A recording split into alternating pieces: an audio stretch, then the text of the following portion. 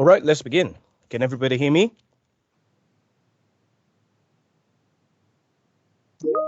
Yes, okay, good. So today we are having this very extraordinary lecture for the course because we try to finish some more materials of week 2 so that you can be fully prepared for your assignment, your pre-assignment particularly. I'll talk about your assignment tomorrow, okay, when we have the extraordinary tutorial, okay. We have to finish the materials of week 2 first, okay, if we have time. So previously we tried to look at different communication styles, if you remember, from week 2. So we have 6 styles of communication. So let me share my screen to all of you.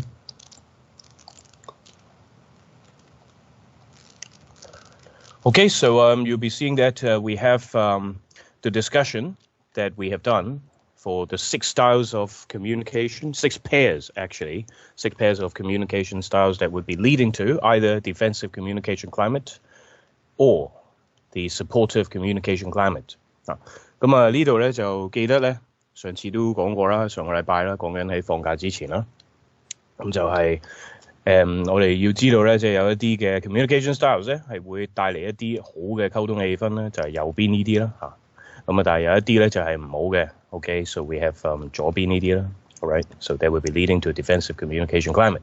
咁同埋我都提過大家咧，即係呢一個部分咧 ，make sure 你真係要明白晒啦嚇。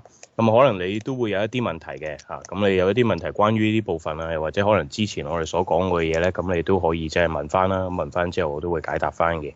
OK 嚇。咁啊，你變咗咧一定要明白到呢一 part 咧，之前我都話啦嚇。所講嘅內容咧，即係先至做到一份功課嘅，咁所以咧就希望可以，尤其是呢一 part 咧就理解到啦。咁當然之前嗰啲理解唔到嗰啲都可以問問題啦。咁我都會即係陸陸續續咁樣答翻同學嘅。Okay, so we have these 6 pairs of communication styles. That's basically the last topic that we discussed last week. So now we move on to conflict and communication. So previously I say, okay, when I introduced to you the topic of communication climate, we say that conflict is not at all a bad particular thing to have in communication, right, or in a relationship. It's just how, okay, basically you deal with conflicts, okay, in a relationship. And of course, when people try to involve in a conflict, it means they care about you, okay, if you know that particular idea. 咁之前都提過就係話，如果啲人都唔緊張你啊，唔重視你嘅話，直頭唔同你嘈啦，理得你啦，你中意點就點啦，係嘛？你中意你開心就得啦。咁所以咧，你發現咧，如果有 conflict 咧，其實喺 communication 嚟講咧，都有一啲即係好嘅啟示。咁當然盡可能我哋都希望避免啦，就係點樣可以做啲好啲嘅溝通咧，避免呢件事。So you see conflict, okay? The term is being highlighted for you is definitely one of these key terms that you must understand, okay, for the course or for this particular topic. So it exists, okay, when people have different views, interests, values, so on and so forth, okay? But after all, if you try to summarize the nature of conflict, you see it's all because of differences, okay? So we have this first key word that you need to know about conflict. 即係無論上面啊有乜嘢唔同都好啦，即係唔同嘅睇法啦，唔同嘅興趣啦，一啲嘅利益啦、價值都好啦，其實全部都係源於呢個 D word 啊 ，alright， so differences。咁所以你會發現咧，即係 conflict 咧最核心嘅部分咧，即係點解人與人之間會有衝突咧？點解會有溝通嘅問題咧 ？OK 好多時候都係講緊咧，就係因為唔同人有自己嘅一啲唔同嘅地方咁所以你呢個 differences 咧就係其中一個 keyword。咁但係當然啦，即係有 differences 都唔代表我哋日日都要嗌交噶嘛，係咪先？即係如果你考慮到而家今日犀利啦，咁我哋有成200，如果我冇記錯，我自己嘅學生咧係好似有203個學生嘅，我總共有今日都仔一堂。雖然203個學生唔知係咪喺晒度，但係你會發現就已經都算係開創呢個 online class 嘅歷史，去逼爆呢個 online chat room。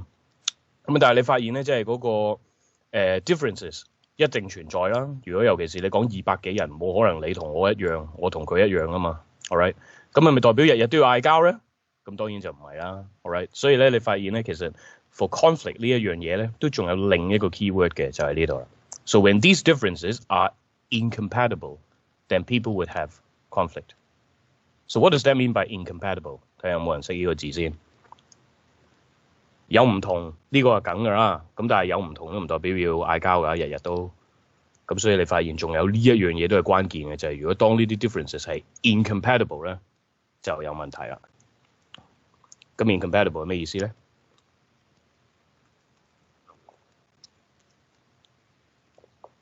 ？200幾人都冇人知，竟然。Yes, anyone? Yes, okay, good, very good. 係啦，冇錯 ，Hugo 又或者其他同學我見到啦，冇錯，矛盾啦。All right， 矛盾就唔係只因心愛着 ，OK， 但係你會發現咧就對唔住搞得難嘅，但係咧你發現咧就係、當呢一啲嘅 differences 係唔能夠兼容我記得我最初認識呢個字咧喺電腦嗰度嘅。OK 喺電腦呢個 topic 上面認識，即係當如果有啲軟件係同你部電腦係不相容嘅，或者有啲硬件你發覺係用唔到噶嘛。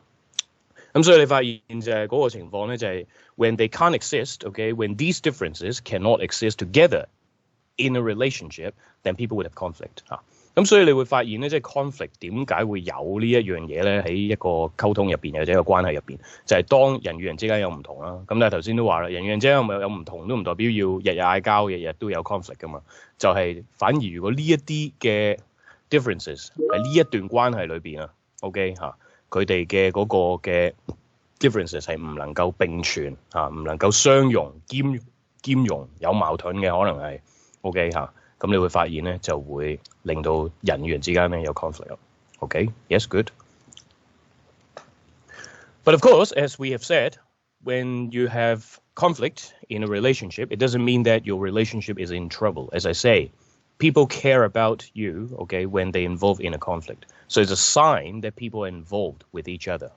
咁所以咧都話啦，即係唔係話有 conflict 就代表喺嗰個關係裏邊咧出現咗即係一啲決裂一個危機，當然都係危機嚟嘅。不過個情況就係即係如果嗰個人唔緊張你，好似頭先所講啦，由得你死啦，係咪先做咩要同你嘈咧？咁所以你發現咧，即係其實都會有一啲啟示咧，我哋知道咧喺嗰個溝通入邊咧有啲咩重要性，或者喺個關係入邊。So how people manage conflict definitely would affect the relationship 因為你都知啦，可能喺 conflict 裏邊咧，如果你平時講緊喺日常生活經驗，希望你冇啦。咁但係又或者你可能睇電視電影，你會發現啲人一嗌交嗰啲嘅情況咧，好醜陋噶嘛，係嘛？又搲晒頭髮又打佢一巴係嘛？咁所以你發現即係初則口角，繼而動武就梗係唔好啦。咁但係個問題係，如果你 manage 得好嘅時候，即係講緊個 communication 做得好咧，其實可以係一件好事嘅。尤其是當我哋知道咧，因為 conflict 後邊咧，其實背後就係代表嗰個人緊張你啊嘛。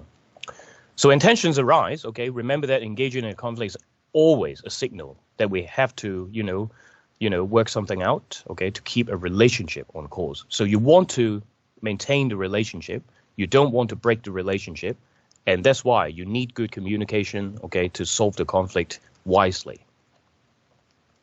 So now let's take a look at two types of conflicts that we need to, study. So we have the first one called overt conflict, and the other one covert conflict. So basically these two types. And again, you see these terms being highlighted for you. So when you try to do revision on the topic, make sure you understand these ideas very well. So let's take a look at the first one, overt conflict. So it exists when people express their differences, their incompatible differences, in a straightforward manner. All right? 咁你發現咧，即係第一種嘅 conflict 咧，係大家都會可能喺日常生活咧最經常遇到嘅一種 conflict 咩事咧？就係明刀明槍嘅 ，all right？ 佢有嘢唔妥你咧，即係有一啲 incompatible differences 啦，直接會講嘅。So they try to discuss a disagreement, they try to express their different points of view, so on and so forth, all right？ 咁所以咧呢個咧就係我哋日常之中咧，即係想像到咧 conflict 嘅嗰個形式啦，overt conflict。So what about the other type of conflict? So you see this one is covert conflict. So the two words only differ in one single letter. 咁你發現呢兩個字都非常之似嘅，因為都有 overt 嗰個部分，不過前面都有一個 C 喺度嘅，咁但係已經變咗另一個字啦。So it exists when people express disagreement or difference only indirectly. OK 就係當咧反而唔係好似頭先嗰種明刀明槍我有嘢唔妥你，又或者大家有一啲嘅 differences 真係攞出嚟傾嘅。反而呢個咧就係用一個咧間接嘅方式去表達呢樣嘢。咁即係點樣做咧？你會發現喺日常生活有機會你都遇過嘅喎，就係咧嗰啲人咧佢唔會即係好公開公然咁樣咧去聲討你，又或者話你嘅不是但係佢就會所謂咩咧單單打打咯。有冇遇過先？啲人啦，唔講邊個啦，係咯，即係總之有啲人咁樣咯。你知講緊你喎，不過係嘛？跟住你一聽到呢句咧，火滾嘅一定係嘛？咩人啊？邊啲人啊？講清楚啲得唔得啊？係嘛？跟住你發覺即係最後咧 ，it's impossible to resolve the conflict。OK 即係當如果係咁樣嘅情況咧，即係其實有啲嘢的確係可以攞出嚟傾噶嘛。有嘢唔妥係嘛？又或者一啲 differences 係嘛？有一啲大家唔同嘅地方，咪攤出嚟講咯。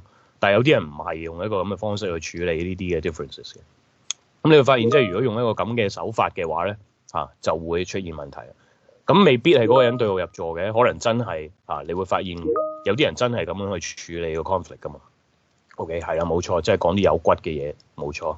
頭先咪話單單打打咯，你哋唔用呢個 term 嘅咩單打 ？OK， 你以為單打係好似網球比賽咁樣，淨係自己一個人打波嗰種係嘛？單單打打講啲有骨嘅嘢啊，係嘛？即係總之，起碼就係嗰個情況係咩咧？就係唔係咧 ？OK， 直接地去 deal with 嗰個 conflict 咯，用一個比較間接啲嘅方法可能係旁敲側擊即係如果書面語啲嘅講法又或者可能講緊就係單打佢又或者即係頭先有同學所講係嘛，講啲嘢串下佢之類嗰啲係冇錯，起晒講嘅。咁但係你會發現咧，即係呢一種嘅方法咧，對於嗰個 conflict 嚟講，當然就唔好啦，因為點解唔直接講啫？係嘛，咁你發覺就有一個問題啦。So when you try to look at these two types of conflict, I'm trying to teach you the way to differentiate them. When you do your revision 咁呢度咧，我都想咧建議翻少少嘅方法咧，幫一幫同學仔溫書嘅。咁你見到成個 communication all right， 譬如講緊之前我哋做緊嘅嘢咧，我都話俾你聽喺份 notes 又或者我加啲圖落去都係希望緊即係作為嗰個 communication一部分，亦都幫到你溫書啦。點解啲 terms highlight 咗等你溫書嘅時候咧有一個清晰嘅目標，知道邊啲 terms 係特別重要咁呢度你見到咧，即係呢兩個 term 都係 highlight 咗俾你噶嘛。咁即係當然喺呢個 topic 裏邊 conflict 呢個 topic 裏邊，你一定要分清楚啦。咁但係一般同學嚟講咧，根據我教咗咁耐嘅經驗咧經常都撈亂呢兩個字嘅喎。點解咧？因為真係好似噶嘛。頭先都先話俾你聽，呢個 covert 呢個字都有 overt 呢個部分啦，同埋前面只不過係多咗個 letter C 啫嘛。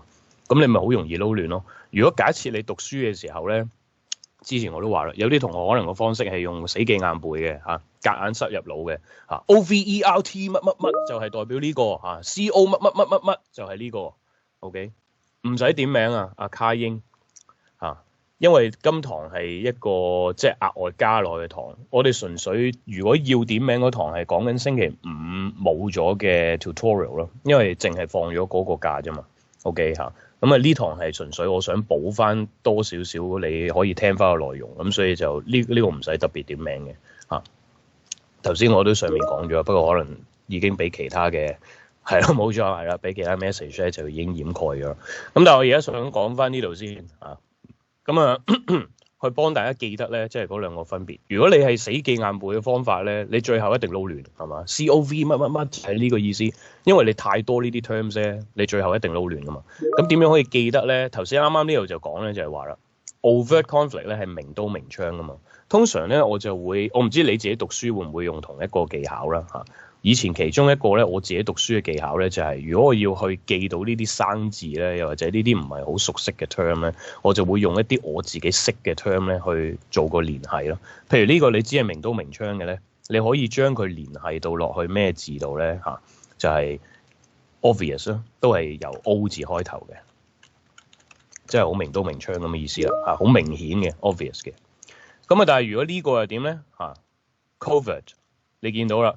即係唔係直接咁做嘅，係有少少係收埋埋咁樣咁你發現咧嗰個收埋埋，咁我又唔會連係 coward 嘅。不過如果你覺得咁樣嘅方法可以幫助你記到嘅話，都 OK 嘅，屬英咁我就會係可能係收埋埋有機會啦，又或者咧我會係連係呢個字都有機會complicated， 因為你將件事簡單複雜化咗啊嘛。OK， 明明其實可以簡單直接去表達嗰個意見不滿，但係你就用一個咁間接嘅方式去令到成件事簡單複雜化咗咧，最後仲要解決唔到個問題。咁所以咧，通常我就會教同學咁樣記咯。同埋呢度仲有一個好處喎，仲長，但係你會記得啊嘛。個意思係，因為你會發現呢個好處就係，當你聯繫咗落去一個你已經識嘅字咧，咁呢個字就會有一個咁嘅 connection 啦。同埋另一方面，你亦都會記得咗咧佢個意思添啊。呢個先係緊要。因為如果你就咁死記硬背咧，OVERT 咧就係明刀明槍嘅 conflict 嚇，COV 乜乜乜咧就係嗰啲收收埋埋啊單單打打嘅 conflict。咁你最後係唔記得噶嘛？咁但係如果你係講緊楞落去一個即係大家都係嗰個字頭嘅字，因為頭先話俾你聽呢兩個字其實唯一嘅分別咧就係喺嗰個字個開頭啊嘛。咁變咗如果你用呢個方法嘅話咧，你就會記得 C 字頭嗰個係代表咩， O 字頭嗰個係代表咩，仲要記得埋佢個意思大概係點樣咯嚇。咁當然呢度個個人有唔同嘅方法啦，自己溫書。咁但係呢度如果可以嘅話咧，你見到即係一直以嚟我都係啦嚇，有乜嘢可以幫到你溝通咧嚇，幫到你溫書咧嚇，可以嘅話我都會即係提供翻俾你嘅。咁可能對於有啲同學嚟講會 OK 嘅，咁你起碼會分得到同埋你記得到嗰個意思咯。即係調翻轉啦，可能譬如喺測驗考試嘅時候出現其中一個 term 嘅時候，你會記得呢個係講緊邊個咯 ？OK， 亦都咁所以咧就希望呢度幫到你啦。Alright，咁但係呢個 covert conflict 咧，其實頭先都出現過喎。如果我冇睇錯嘅話，我記得頭先好似話我想食埋個早餐嘅時候咧，有條友俾我嬲我，係啊冇錯。OK，有個人俾我嬲我，就係呢個 covert conflict 啦。因為其他人咧就都冇阻止我嘅，當然你阻止唔到我啦，我要食嘢係咪？咁但係個情況係咧，佢又唔話喂大佬唔好食嘢啦，開始啦咁樣嚇，佢又唔用 overt 嘅 conflict 去處理係嘛，用一個 covert 嘅 conflict，OK 俾咗個嬲嬲我 ，alright， 雖然有時我都會俾嬲嬲人嘅，但係你發現都係呢個 covert 嘅 conflict 呢個情況係嘛？有嘢唔妥你又唔直接講係嘛？無啦啦靜雞雞派個嬲俾你係嘛？講緊尤其是係我OK。方丈份人所以就係話 non-verbal 咩意思啊 man 咧？未必係 non-verbal， 頭先咪話嗰啲單單打打你係 verbal 嘅手法㗎 ，OK？不過頭先嗰個如果俾嬲嘅話，你可以話係嘅，你都冇用一個即係用言語嘅方式去做呢件事係嘛？不過其實如果你去到之後咧，我哋睇翻 symbols 嘅時候咧，你俾呢啲 emoji 出去咧，其實都係咧一種即係verbal 嘅手法嚟嘅嚇。去到 lecture 4我哋會講多啲 ，OK 嚇。咁但係如果你話真係你用非語言嘅手段去表達緊呢啲不滿嘅時候，咁當然係 non-verbal 啦。因為如果你記得我哋 verbal 同 non-verbal 嘅意思就係 verbal 就係所有關於 language 嘅嘢啦。OK，so words and only words basically，so spoken written，OK，spoken written language。咁所以用到非語言嘅手段，譬如你俾個眼神啤住佢係嘛，你又唔講俾佢聽你嬲佢係嘛，即係呢個位咧可能都會係咯。OK。So now let's take a look at the components in the conflict process 咁你會發現咧，其實 conflict 呢一樣嘢咧都分咗咧，即係4個嘅即係元素喺裏邊嘅。Alright, so we'll try to look at these 4 components in this 4-component model. So first of all, the beginning of the conflict. So you see, conflict arise as we have discussed because of differences. OK 咁所以雖然呢度咧就冇提及到，但係頭先我哋已經 summarize 咗啦。最緊要都係呢個 D word differences 人咧一有唔同嘅地方，而其實呢樣嘢一定存在啦。一有唔同嘅地方咧，就有呢個 potential 咧係有機會有 conflict。咁但係當然頭先話啦，你同我之間一定唔同啦。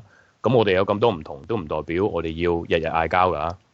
咁所以就係啦，當呢啲嘅 differences 咧係 incompatible 嘅時候咧，可能就會有機會啦 ，OK， 真係出現 conflict。So when these differences can't exist together, all right, then we have conflicts. So we need these 2 key words, okay, for the source of conflict. So we have differences at the beginning, and when these differences are incompatible. So these 2 key words, okay, for the rise of conflicts. So secondly, we try to look at conflict orientations. So when you try to look at conflict orientations, it refers to the tendencies, the attitudes we have when we look at a conflict. 基本上就係咧，當係有 conflict 發生嘅時候咧，講緊裏邊啲當事人啊，佢哋點睇呢樣嘢咧 ？OK 就係佢嘅態度啦。All right, how we perceive conflict, how we look at it. OK 點睇 conflict 嘅咧？究竟佢哋嗰個傾向係點樣咧？So one of the greatest influences, according to your textbook, you see is cultural background. Okay, so when you're coming from a different culture, you look at conflicts from a different angle. All right. So if you're coming from the U.S., definitely you accept conflict. Okay, you allow assertive competition.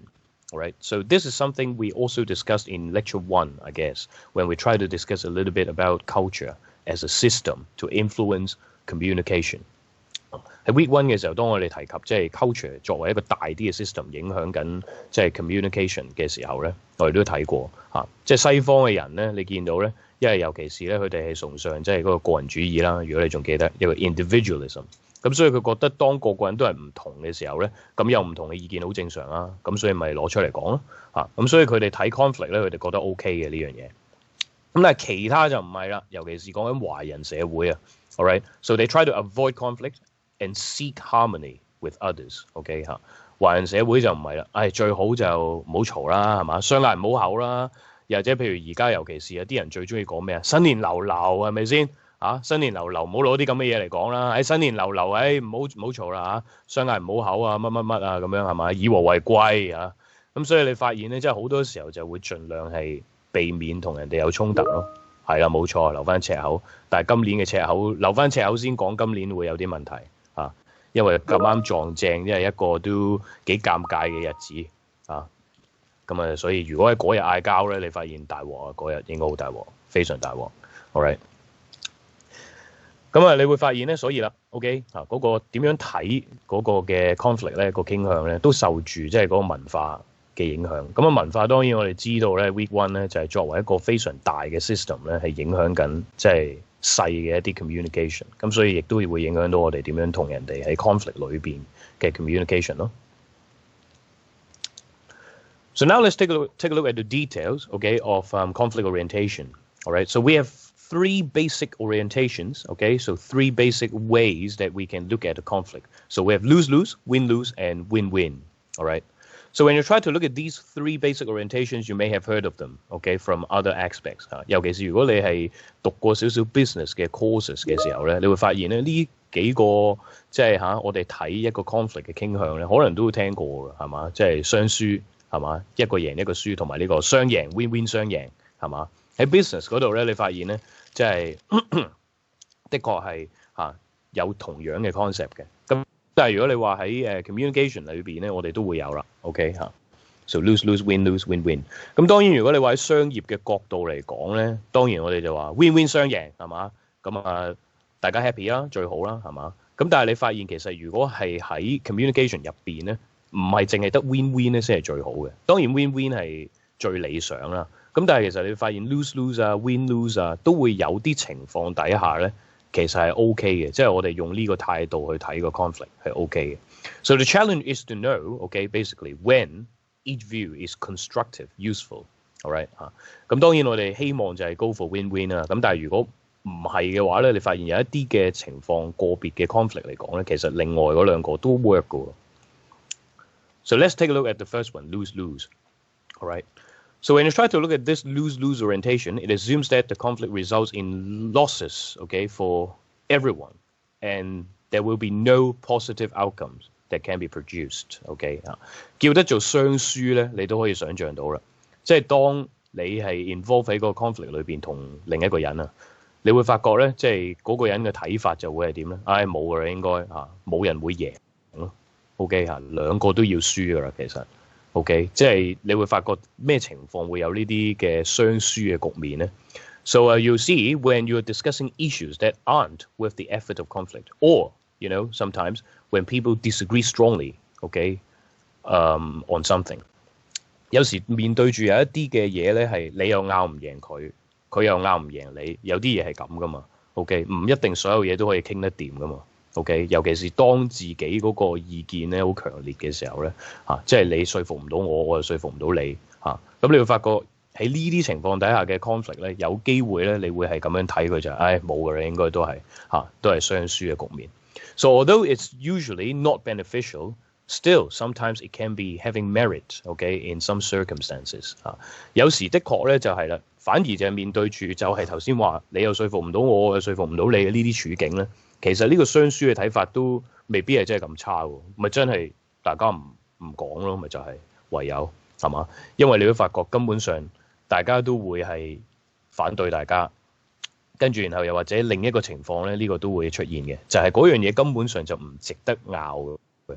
咁啊，既然係咁無謂，就係拗，然後雙輸啦嚇，咁不如就唔提添啦，唔講啦，OK 嚇。咁你會發覺有時我哋咁樣睇嗰個 conflict 嘅嚇。咁啊上面呢度咧可以俾一個簡單例子嘅，譬如講緊咧 OK。又係講食飯嘅例子，好中意講食飯嘅例子。之前都講過食飯嘅例子咧，就係講levels of meaning，所以我都用過呢個例子啊，就係話啊，你可能同個 friend 食飯，又或者如果你係男女朋友食呢間餐廳好唔好啊？好係嘛？即係嗰啲位咧，之前我都用過食飯嘅例子啊。咁呢度再用另一個食飯嘅例子，你發覺有時都係咁嘅喎。食咩好啊？食日本嘢好唔好啊？日本嘢唔好啦，又食日本嘢係嘛？韓國嘢又點啊？韓國嘢好熱氣喎，係嘛？跟住你發覺咧，搞嚟搞去都搞唔掂，但係你係純粹想食餐飯嘅啫嘛。咁所以你會發現咧，呢個情況底下咧，就不如算啦，食飯咁小事係嘛？無謂為咗餐飯要傷和氣啦，又或者可能搞到又嗌交又成啦，係嘛？咁所以你發覺即係可能係有一啲咁濕碎嘅情況底下咧，就不如咧即係採取一個 lose-lose 嘅態度。既然可能都未必，你知道嗰條友可能特別麻煩嘅食嘢方面。係嘛？咁我可能就即係算數啦嚇，唔好有啲咩特別嘅諗法咧，係要同佢有一啲嘅爭辯啊！你都知一定搞唔掂。All right. So when you are trying to discuss issues, okay, that would be not worth the effort of conflict, then probably people would try to adopt this lose-lose orientation when they look at it. OK 嚇，就係當你知道都冇辦法說服大家啦，又或者可能你知道有啲嘢都唔值得拗嘅話，太瑣碎啦嚇。普通食餐飯，日日都要食飯，日日都嗌交咪唔掂嚇。咁啊，所以用一個 lose-lose 嘅，你知道搞唔掂咧就算數啦。OK。So let's take a look at the second one as win-lose. Okay. And you also see a third lose here. Okay, apart from the first one. So it's a win-lose-lose. Okay, orientation. So the second lose. So it assumes that one person wins at the expense of the other. OK， 咁啊 win-lose 呢個睇法咧就同頭先唔同啦。你會知道咧喺呢個 conflict 裏邊咧，有一邊咧係會贏嘅。OK， 咁當然有一邊贏，另一邊係輸㗎啦。咁點解仲有另一個人輸嘅咧？有個第三者喺度，唔係嚇，因為你發現如果既然有人贏，有人輸咧，一定會傷到個關係。邊個想輸啫？係咪先？你贏你梗係開心㗎，輸嗰個一定唔開心㗎嘛。咁輸嗰個唔開心嘅話，始終有條刺喺度咯，喺個關係入邊。咁所以你發現咧，第二個 lose 咧係 for 嗰個 relationship 嘅。OK， so it undermines relationship because someone has to lose, as I say, right? So it might be effective though. However, when you have low commitment, okay, to a relationship, and when you have low desire to take care of the person with whom you disagree, okay 嚇。咁但係有啲情況，我哋的確會咁樣去睇一個 conflict 嘅，用一個 win-lose 嘅態度。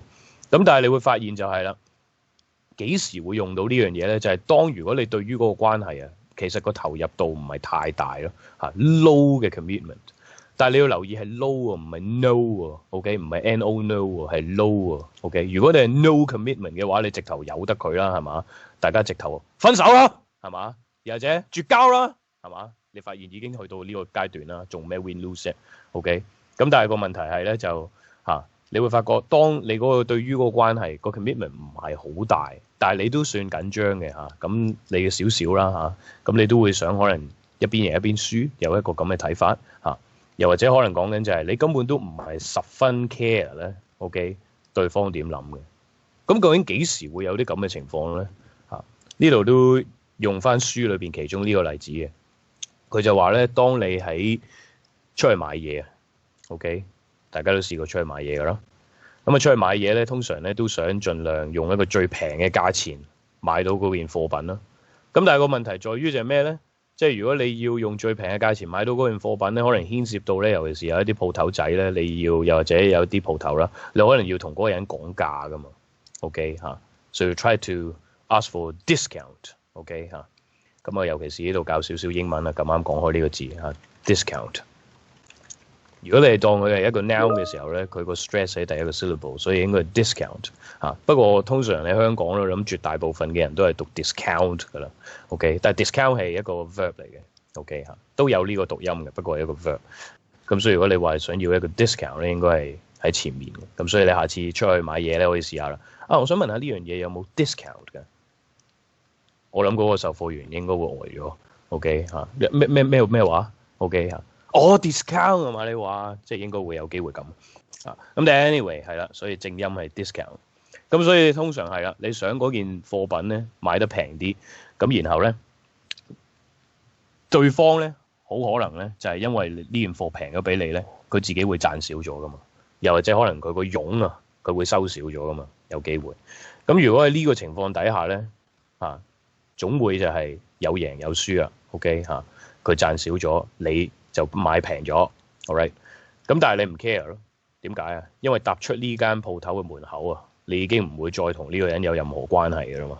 OK，so basically in these situations you will adopt what we call this win-lose orientation when you look at this conflict。OK 咁所以你會發現咧，即係呢啲情況底下咧，我哋的確可以有機會用到咧，即係 win-lose 嘅一個睇法去睇嗰個嘅衝突，又或者嗰個 conflict 嘅。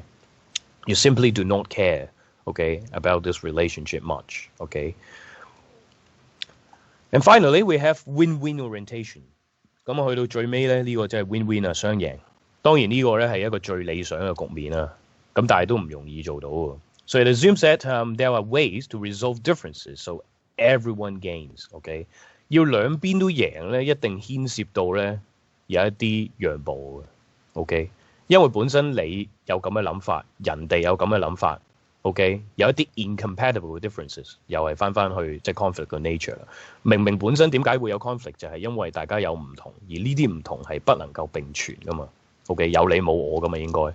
咁點解好地地咁嘅情況底下可以 win-win 到咧？就係一定咧牽涉到就係大家要去傾一傾咯 ，alright？So partners are willing to make accommodations， 所以就係話啦，一定有啲退讓嘅，甚至乎咧 ，OK，sometimes compromises 妥協添 ，OK 咁所以你會發現咧，即係喺呢啲情況底下咧，先至可以達至到 win-win 嘅。如果你又唔讓我又唔讓你咧，根本上梗係做唔到啦 ，OK。So often, okay, very often, you try to find solutions that nobody had never thought of. Okay, so you try to commit it to your own and other person's satisfaction. Okay, so you try to provide confirmation, okay, in your communication and to protect the health of a relationship. So here comes a question, quick quiz. Okay 又考下你啦。你見到我成日都考下你，等你咧一路 keep 住知道上緊嘅堂講緊啲咩。你會發現呢個 win-win 嘅呢個手段咧，同我哋之前咧上個禮拜提及過嘅其中一個嘅 communication style 咧。係一模一樣，係邊個咧？睇下有冇人可以即刻聯繫到先。靜咗啦，即刻睇下有冇人認識先。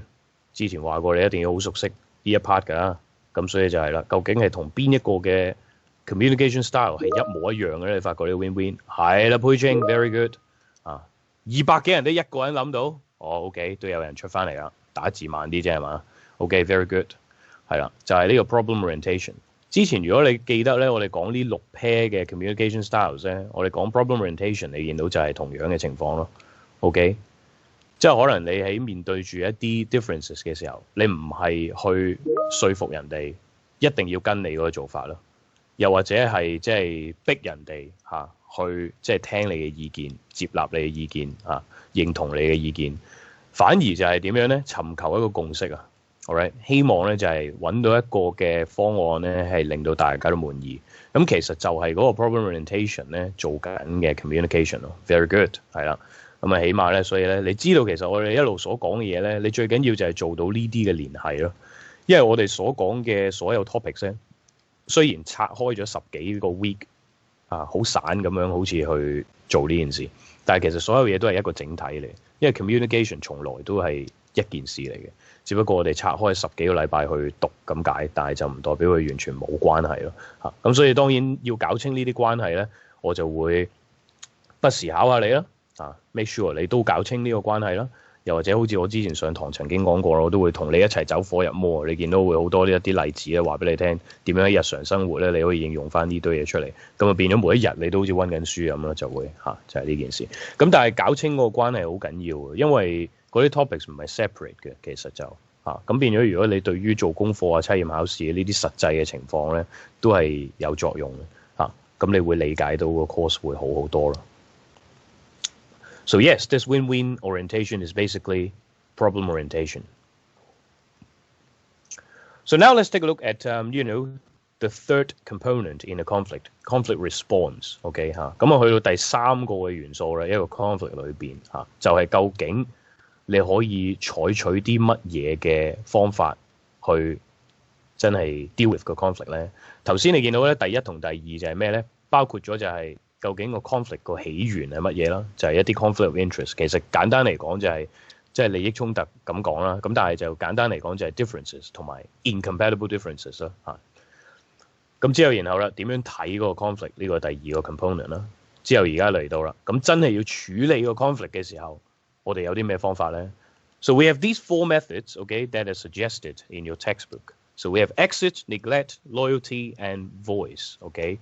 And let's take a look at this diagram. You'll see the nature of the 4 conflict responses.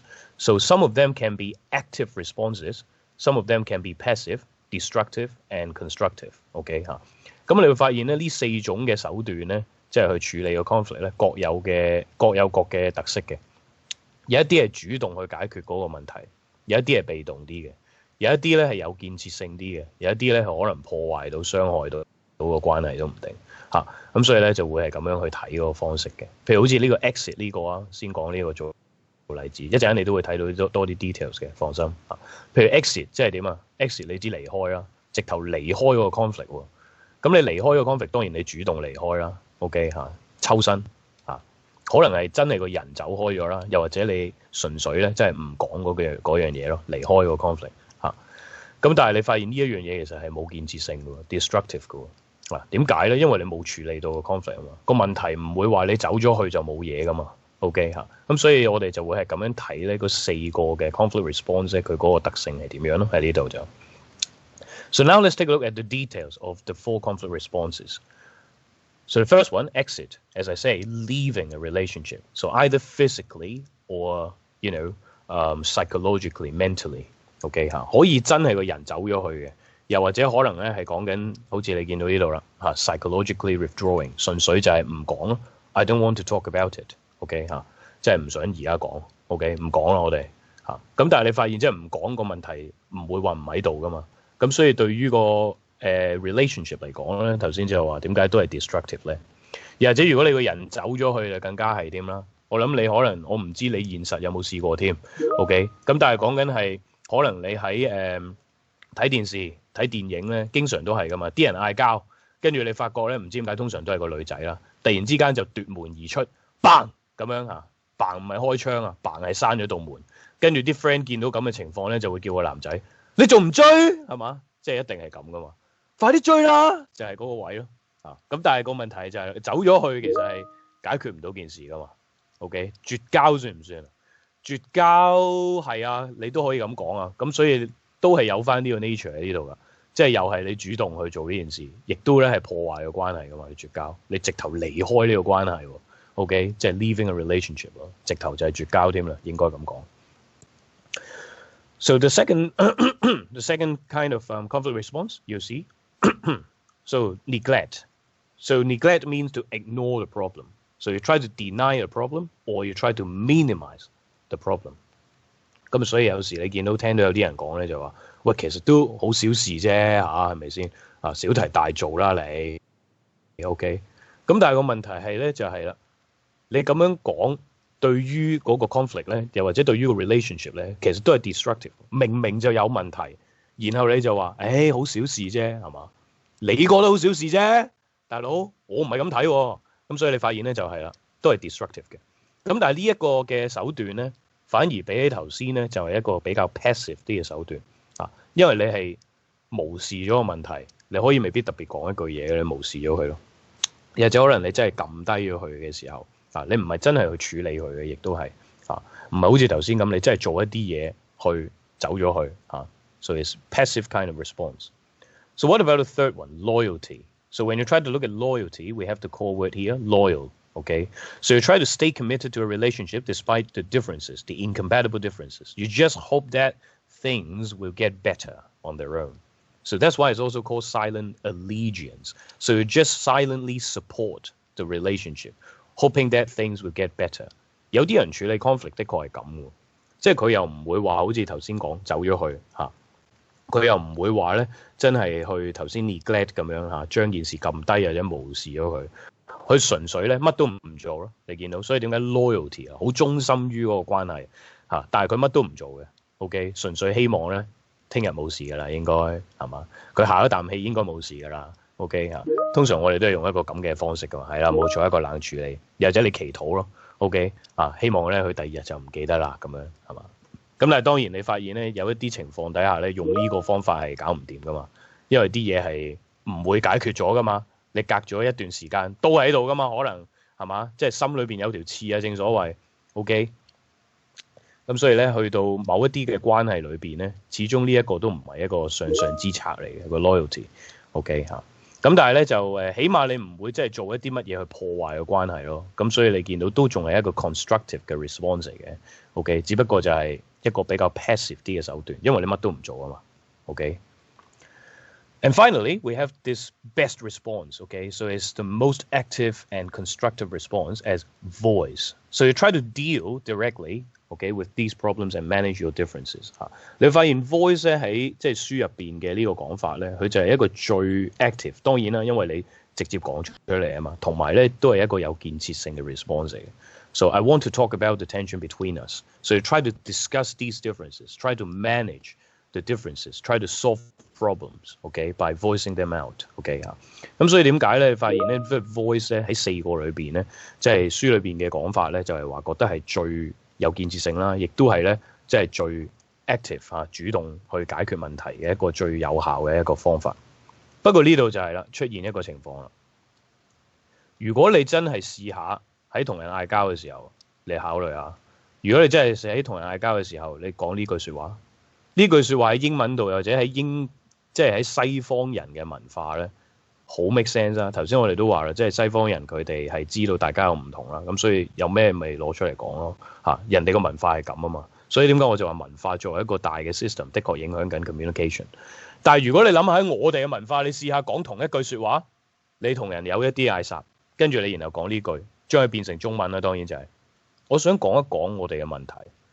而家咪講緊啊，大佬嚇！你原來而家唔係講緊㗎。咁所以你發現咧仲衰啲添，無啦啦講句咁嘅嘢 ，OK？ 你發現呢個嘅 response 可能仲弄巧反拙喎，點搞先 ？All right， 所以去到最後咧，我都係要話翻俾大家聽咧呢一樣嘢。之前我都講過啦，始終我哋喺呢度教嘅嘢咧，絕大部分咧都係西方嘅理論啊，所以話西人就寫西書係嘛？喺西方嘅文化 work 咧，就唔代表喺華人嘅文化係 work 㗎喎。咁所以我哋絕對係需要考慮下咧，究竟呢4個 response 咧喺我哋個 culture 裏邊係咪的確係咁咧？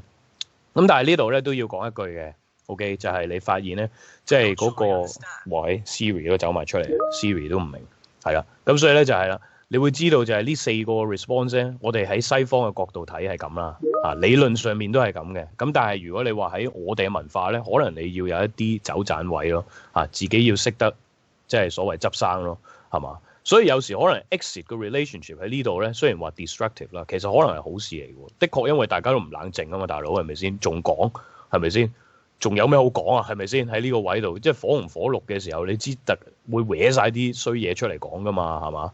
咁所以你發現可能真係離一離開啊，冷靜一下先，唔係唔理佢嚇，之後先講，可能都其實有幫助嚇。反而無啦啦你喺呢度仲講句話啊，我想傾下我哋嘅問題喎咁樣。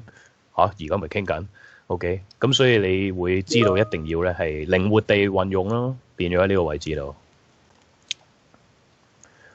So now we come to the final component of a conflict, so conflict outcome。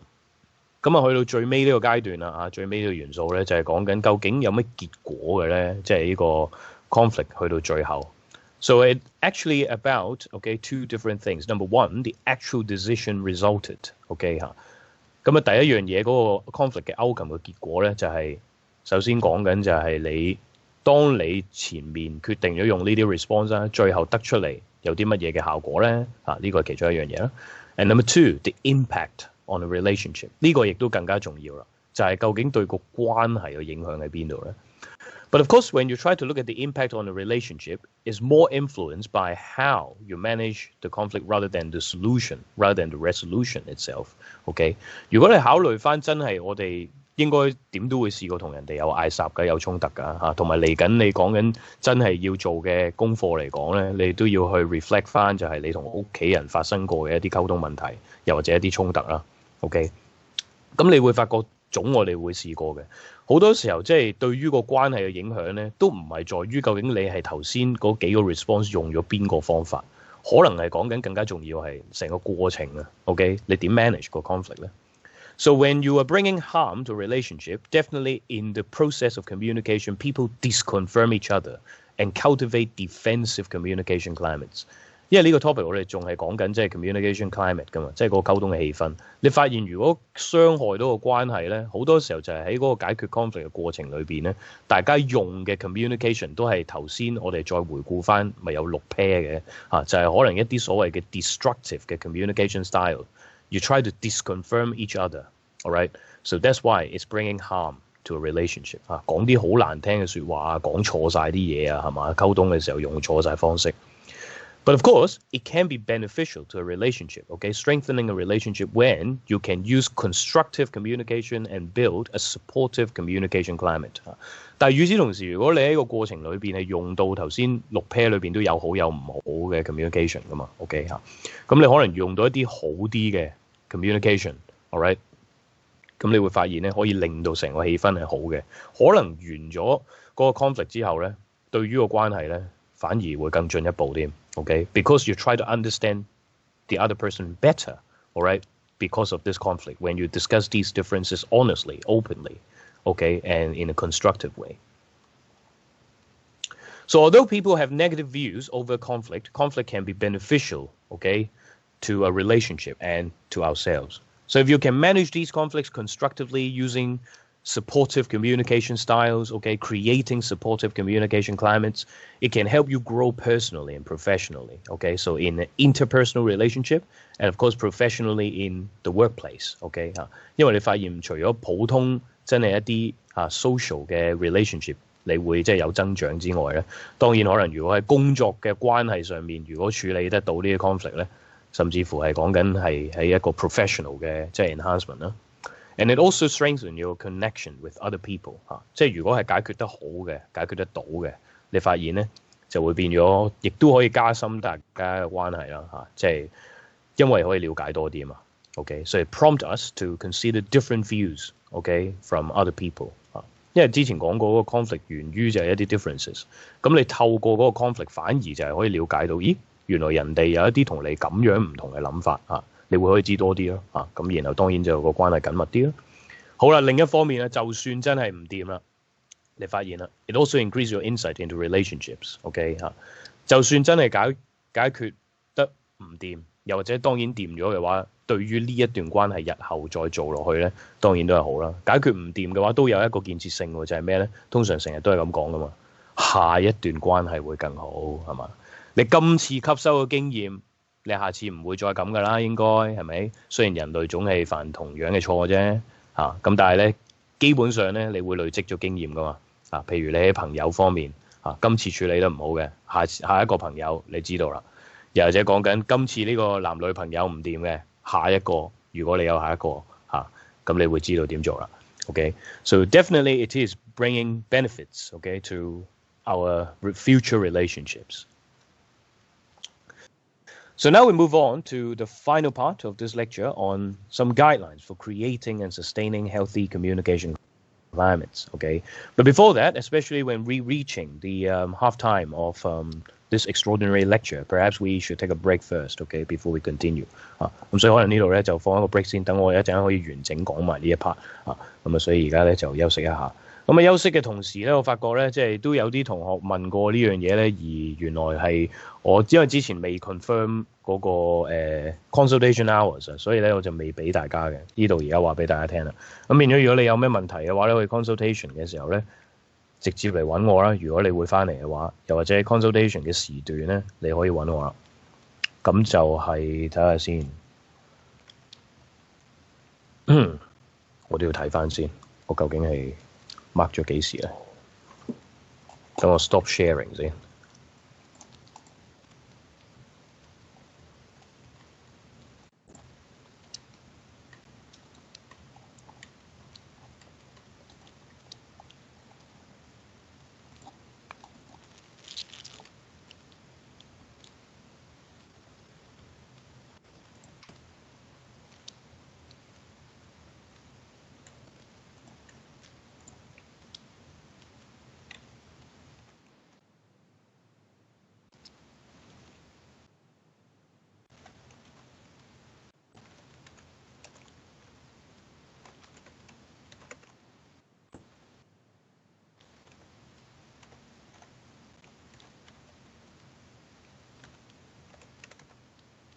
好就係、是、咁樣啦。咁啊，我有兩個 consultation hours 嘅，咁就係分別都係喺星期一同星期二嘅 lecture 之後啊，就會開始噶啦。咁所以有啲同學可能上完 lecture 嘅時候咧，如果佢冇堂嘅話咧，已經可以直接做埋 consultation 啦。咁如果你喺呢啲 consultation hours 咧，即係就唔到個時間，即係嚟直接揾我啦，或者問嘢嘅話咧，你可以即係用其他途徑咧問我嘅。譬如好似有啲同學咧，之前都有啲同學咧枕住。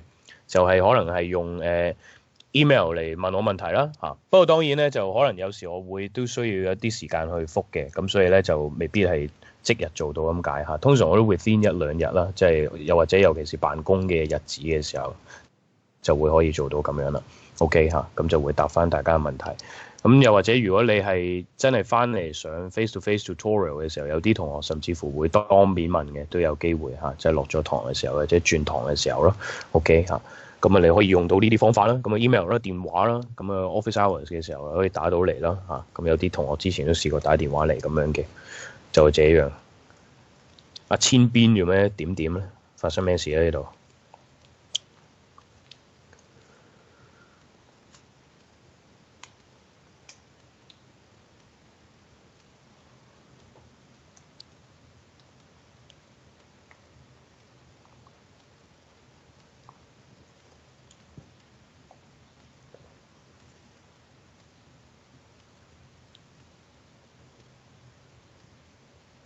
？So just take a break before we continue, okay? Unless you have any questions for me.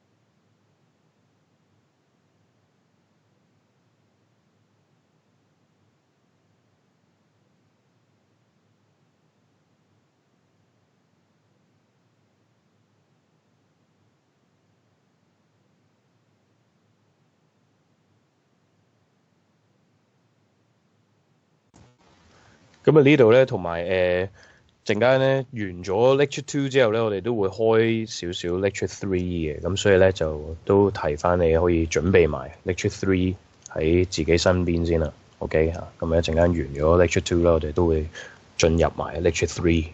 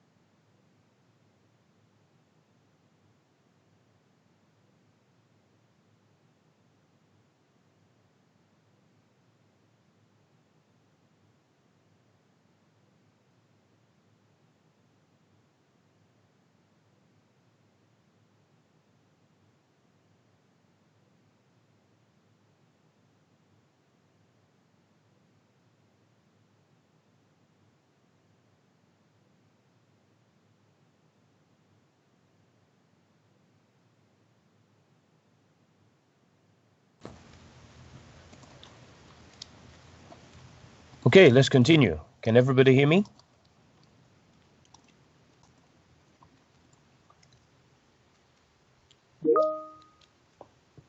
Yes, okay, good.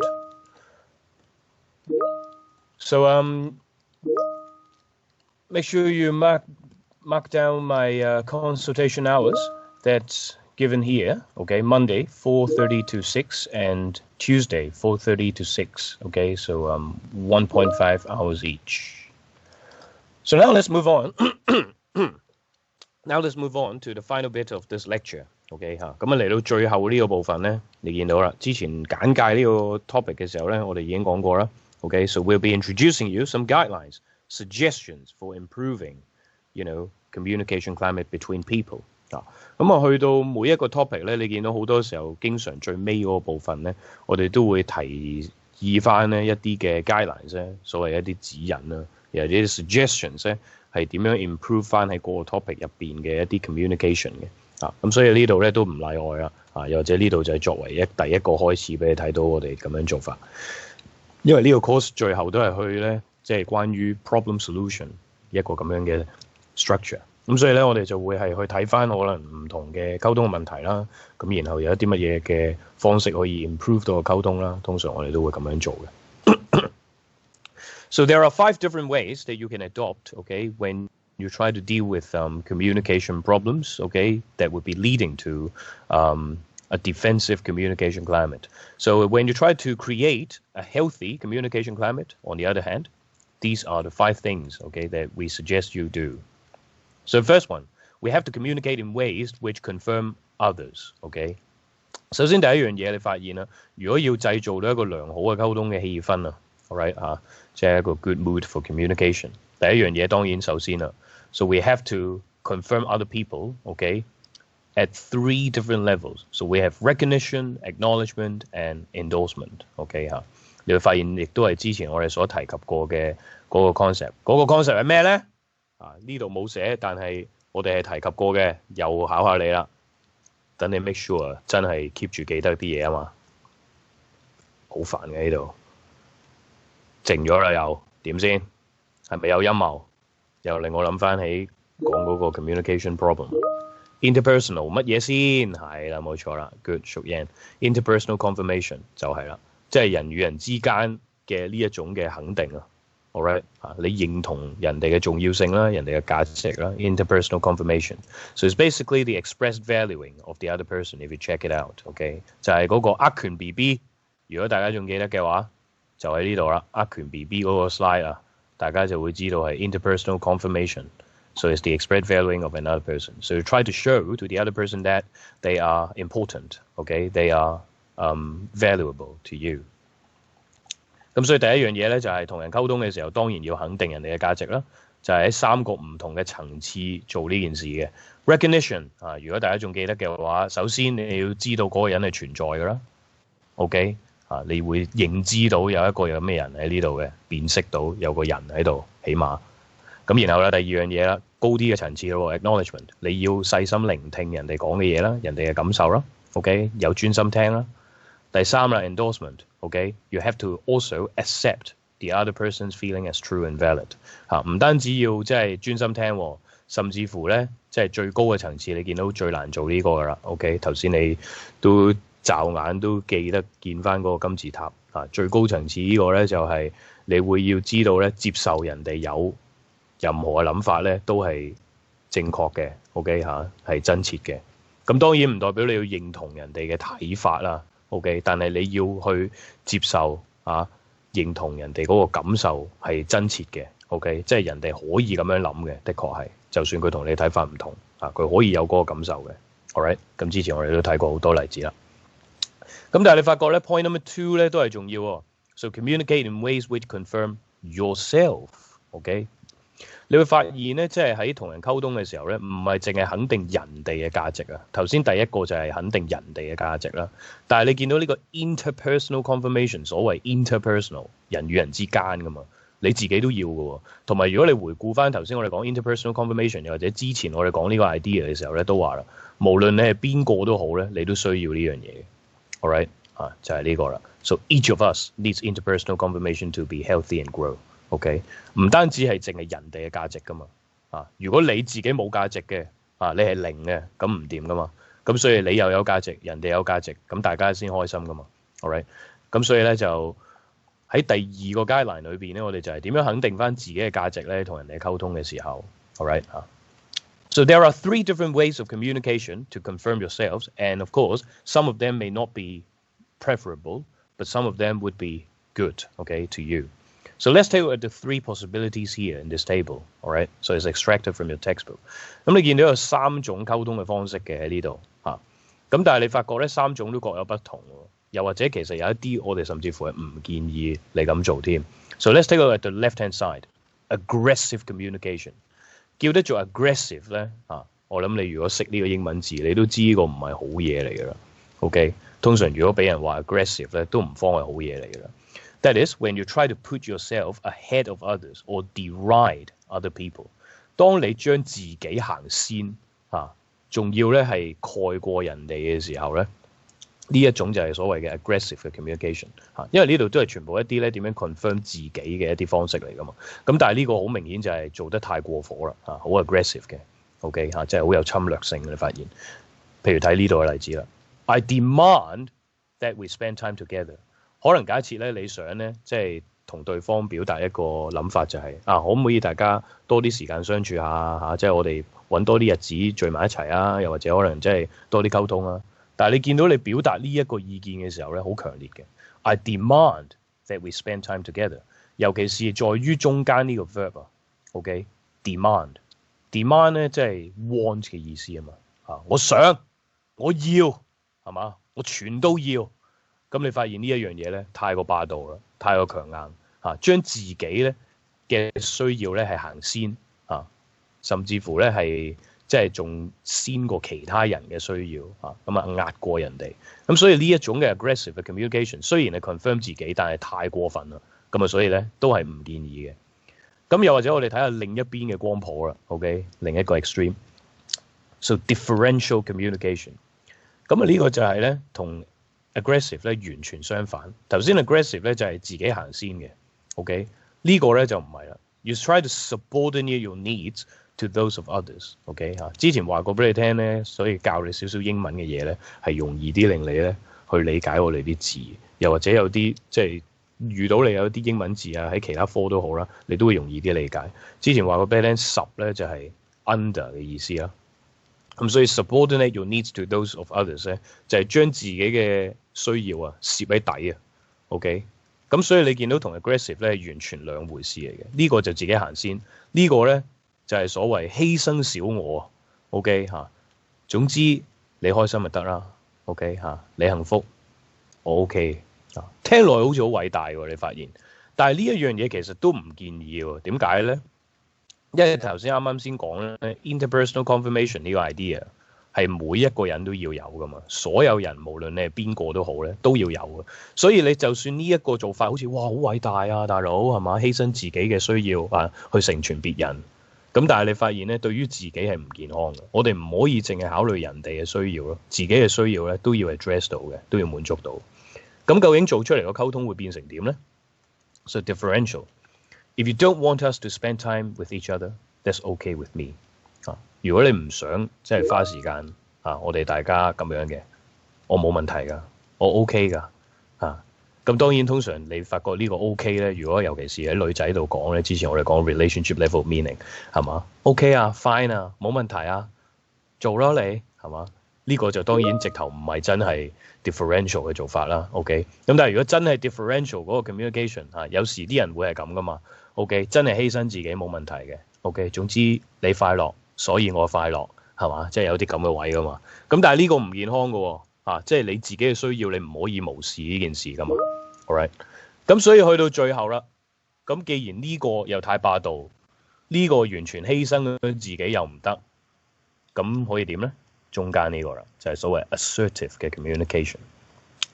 咁assertive 呢個字咧，當然有武斷嘅意思嘅，但係喺呢度就唔係武斷嗰個意思，因為武斷都唔係好嘢嚟嘅但係 assertive 真係好確定肯定自己嘅睇法嘅。So you try to express yourself without disparaging others，OK？去表達自己之餘，亦都冇將人哋壓低嘅，冇將人哋踩低嘅，即係唔係好似 aggressive 嘅 communication 咁啊！亦都當然唔係好似 differential 咁咧，犧牲埋自己啦。So you try to state your feelings in an open and descriptive manner 啊，將自己嘅需要咧，用一個比較開放啲坦誠啲嘅方式咧去表達出嚟。OK，so let's take a look at this one. I'd like to create more time for us. OK 啊，呢個 I'd like 咧就係個重點啦。呢度咩意思啊 ？I'd like 你英文堂應該都會學過㗎。呢個 I'd like 其實真係咩嚟嘅 ？Yes，I'd like 係啦 ，would like 㗎嘛。OK 嚇，我唔知你以前小學嘅時候咧，尤其是通常係英文老師教嘅，因為我記得以前就係英文老師教嘅。頭先話俾你聽 aggressive 嗰個 communication 咧，呢個 demand 咧係 I want 啊嘛，我要，我想。係嘛？即係你發覺咧，如果你要去提出一個要求，用一個 want 呢個字咧，我唔知你小學老師有冇教過你，但係我記得係喺小學學嘅。老師會話俾你聽咧，咁樣太過冇禮貌啦。OK 嚇 ，I want， 通常佢會叫你講咩咧 ？I would like，OK 嚇，就係咁咯。即係譬如簡單話想去廁所，通常小學都係呢啲要求㗎啦，係咪 ？I want to go to the toilet 咁樣，即係有啲咁樣㗎嘛。跟住佢就話唔可以咁講咁樣係嘛？即係當然有啲再 extreme 啲嘅 version， 但係起碼嗰個 want 啫。一定要變成 I would like 先啦，第一樣嘢。另一樣嘢個 toilet 又唔俾講啦，即係你會發覺，即係小學嘅時候好多呢啲規矩啊嘛。你有冇試過先？小學嘅時候咁你發現就係喺小學嘅時候，我記得咧英文老師教嘅就係話唔好用 want 要用 would like 因為 want 太霸道啦，即係我要我全都要係嘛？頭先都話咁，但係如果你話 would like 雖然喺中文嚟講咧係好似冇乜分別嘅。但係喺英文嚟講個效果就明顯好多啦，即係 want versus would like 中文都係想要咯，就要咯，係嘛？咁但係就嗰個表達出嚟嘅意思咧冇咁強烈咯，冇咁強硬咯。OK 咁所以你發現咧中間呢個咧 assertive 嘅 communication 咧就係一個最好嘅方法啦。OK，May I go to the toilet 呢個都係有問題啊！最好嘅方法咧，即係老師冇教過你咩？小學嘅時候。係啦，May I be excused？OK，May I be excused？ 就係呢一樣嘢啦，係啦，冇錯。如同通常都要你完全唔提呢樣嘢添我除咗教呢科 communication 之外，當然呢個都係 communication 嘅部分嚟嘅。OK 我仲有教因為我讀語言學噶嘛咁我有教一科叫做language 社會科目嚟嘅 social linguistics 嘅科如果 AA 嘅同學仔可以揀到你讀啦又或者 LC 必修嘅添 OK 咁你發現咧即係其中一樣嘢我哋會睇嘅就係究竟喺用語言嘅情況底下乜嘢為之有禮貌咧？就係唔好太直接講一啲意思咯。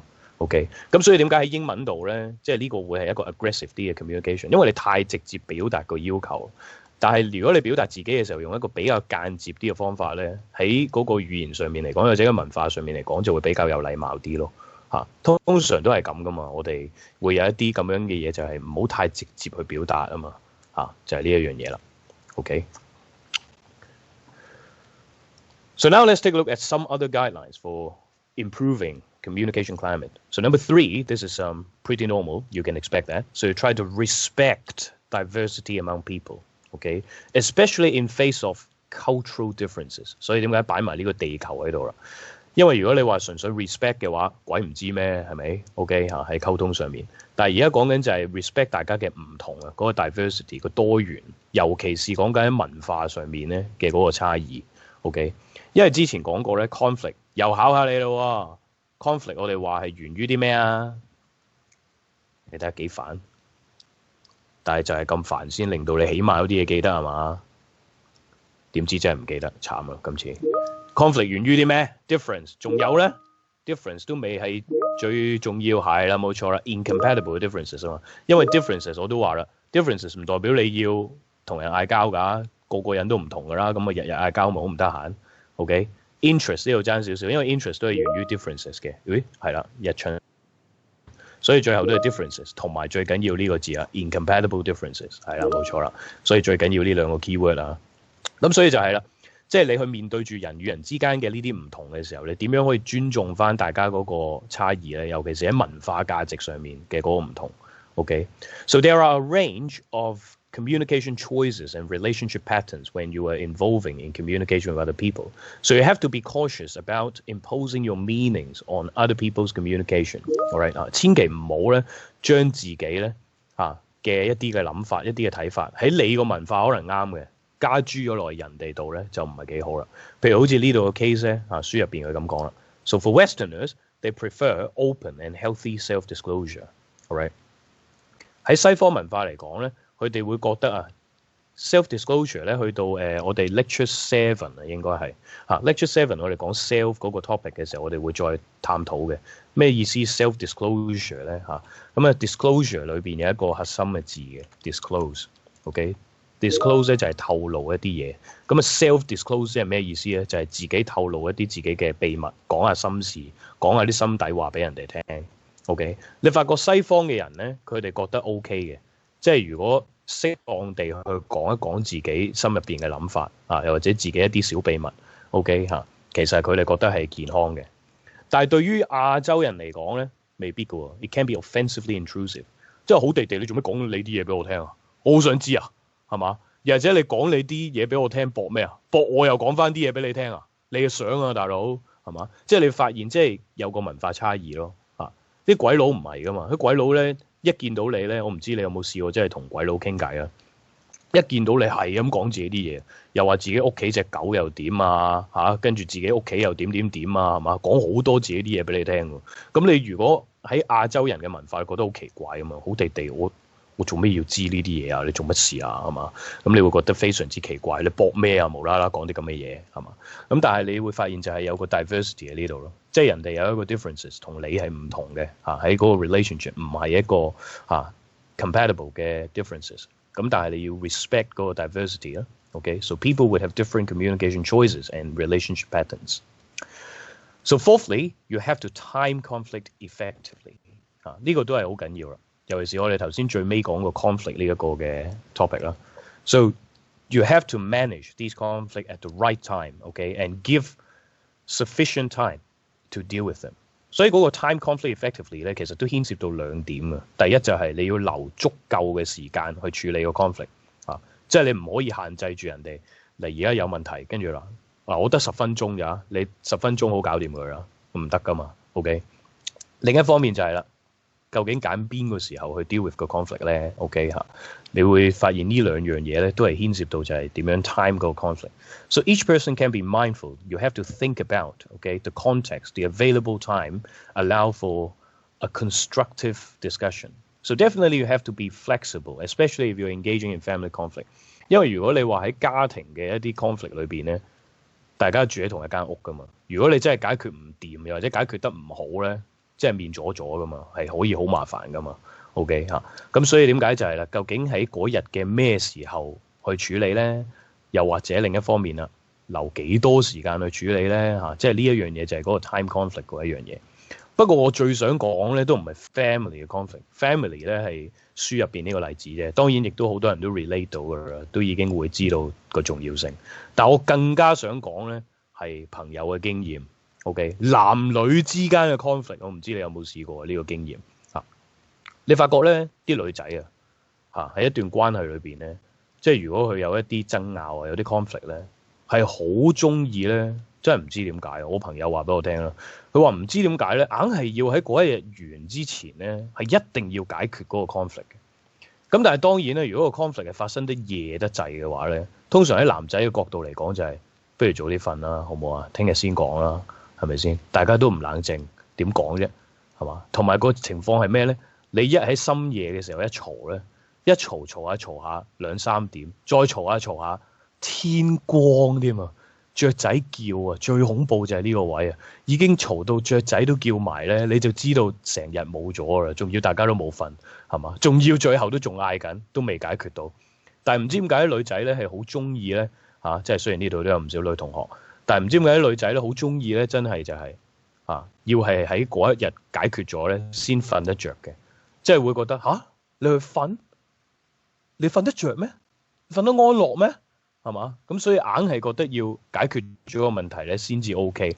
咁但係就係呢一樣嘢啦，嗰個 time conflict effectively 嗰個關鍵就喺呢度。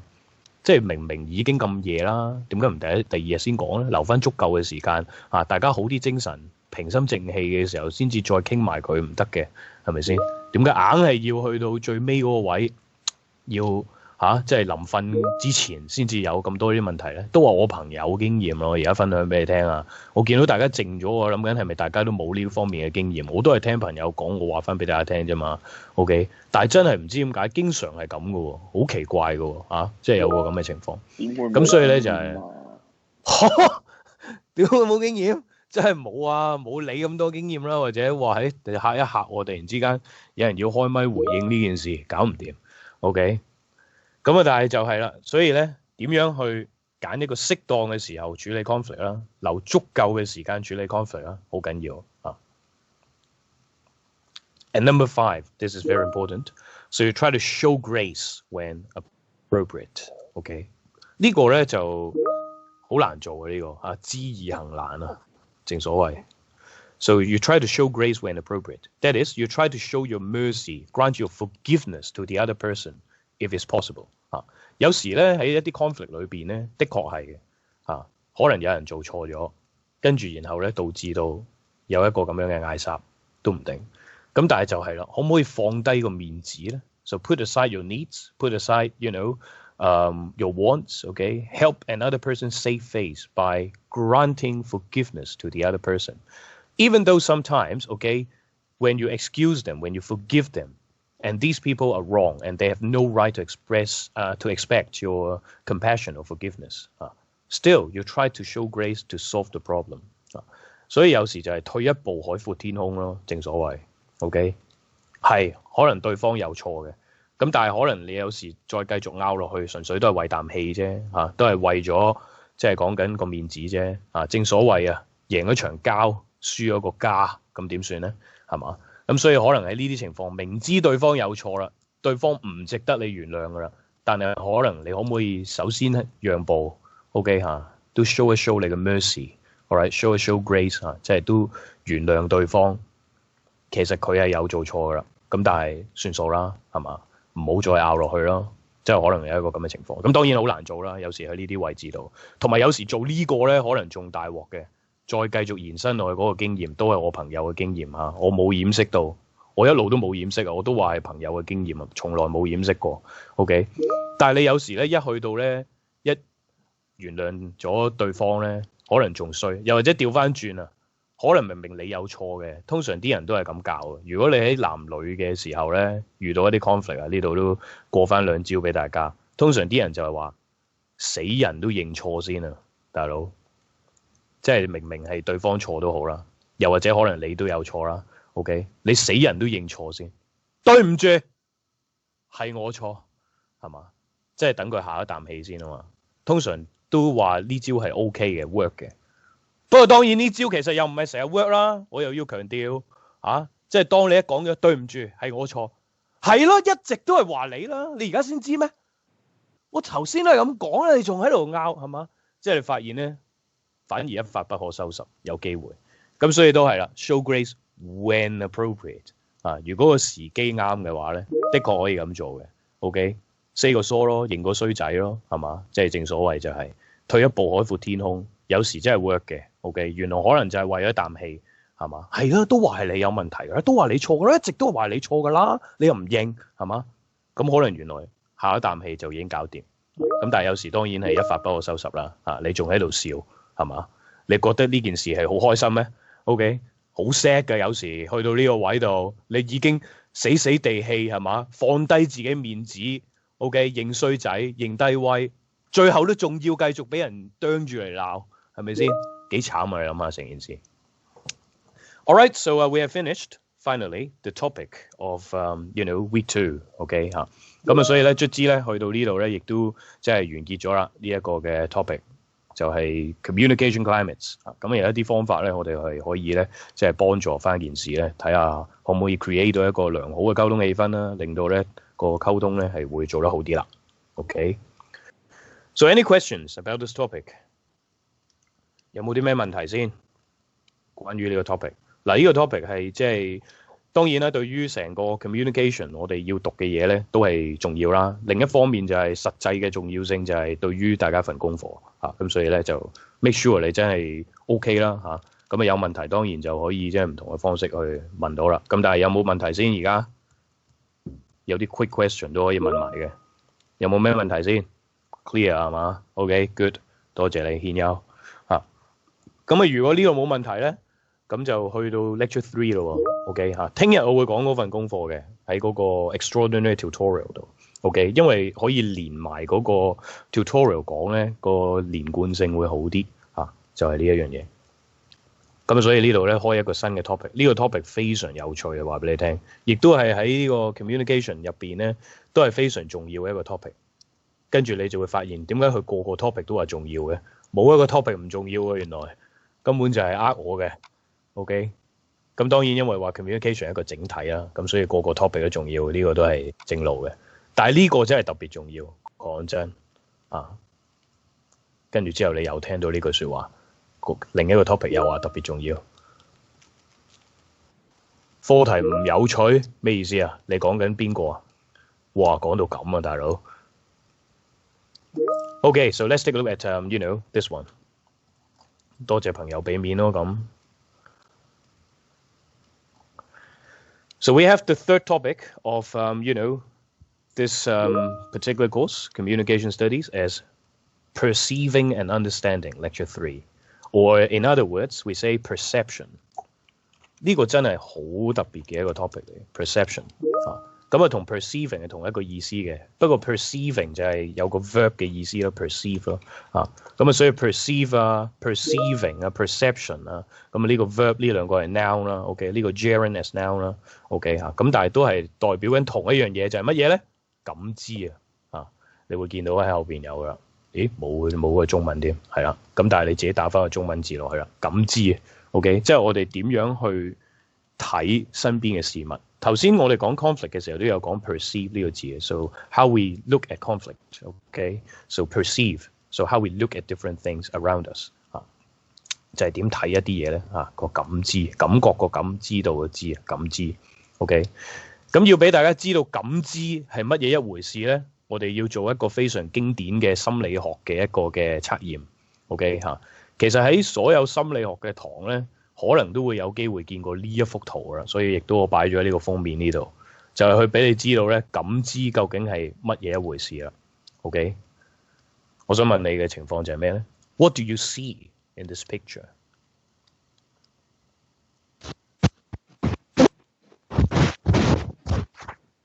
Yes, what do you see in this picture?So you can type out what you see. Woman， 你一講 woman， 我真係想講一句，你知唔知咩啊？鬼唔知阿媽係女人啊，係咪先？我都知有個女人喺度啦。而家就係問你睇到咩女人啊？個重要性係 ，all right？ 你一話女人嘅時候，我真係冇辦法唔講呢句啊。正所謂鬼唔知阿媽係女人啊，但係個情況係呢幅圖咧係好靚嘅女人嚟睇到，咁你都睇得出係啦。但係我而家想講係。哇！有錢你都睇得出啊，咁癲係啦！而家就係講緊有邊兩個嘅 OK 嚇睇法係啦，冇錯，估唔到你用一個咁樣嘅方式表達啊，我讀唔到你個名啊，槍酸 OK 係咪槍酸啊？有冇一個易啲嘅方法叫你啊？槍酸，我啲普通話唔係幾好啊，大佬搞唔掂。就係呢個奶奶和女孩子係嘛？估唔到你可以講到個咁嘅講法，睇唔出阿婆係嘛？我而家話俾你聽點睇啦。OK， 首先第一樣嘢，頭先有人話睇到靚女啊嘛，靚女喺邊度睇到出嚟咧？呢一忽白色嘅係頭巾，呢個黑色嘅係頭髮。OK， 咁啊唔知點解有條羽毛喺度啦。跟住呢個女仔咧係另歪咗面嘅。OK，咁啊呢個係個眼睫毛啦，跟住呢個少少嘅鼻仔。跟住然後佢耳仔喺呢度啦 ，OK， 咁然後呢個係咩嚟嘅咧？佢條頸鏈啦 ，OK， 啊，咁啊你見到呢個就係一個所謂頭先有人話睇得出佢係一個貴婦啊 ，OK 嘅嗰個 interpretation。So what about the other interpretation？ 另一個又點睇出嚟咧？有人頭先話睇唔到另一個喎，另一個咧就好 straightforward 嘅啫，都係啦，呢度有一條頭巾嘅，呢個都係頭髮嚟嘅 ，OK？ 呢度又係唔知點解有條羽毛啦，跟住啦呢度有兩隻眼嘅 ，OK？ 然後有一個好大嘅鼻嘅，好似成龍個鼻咁大嘅，跟住呢度有一個嘴個下巴 ，OK？ 個嘴喺呢度啊，個下巴你見到尖晒出嚟嘅 ，alright？ So when you try to look at this picture, you can get two interpretations of the picture, either a young lady or an old woman，OK 嚇？你會發現咧就係有兩個可能性咧，你係可以睇到咧，即係關於呢一幅圖咧，一個老女人同埋一個後生女仔。咁啊呢幅圖點解喺心理學入邊係咁出名咧？又或者同我哋呢個 topic 有咩關係咧？頭先啱啱講啊 perception 啊 perceiving 啊，又或者 perceive 啦感知啊嘛，就係你點睇身邊嘅一啲嘢。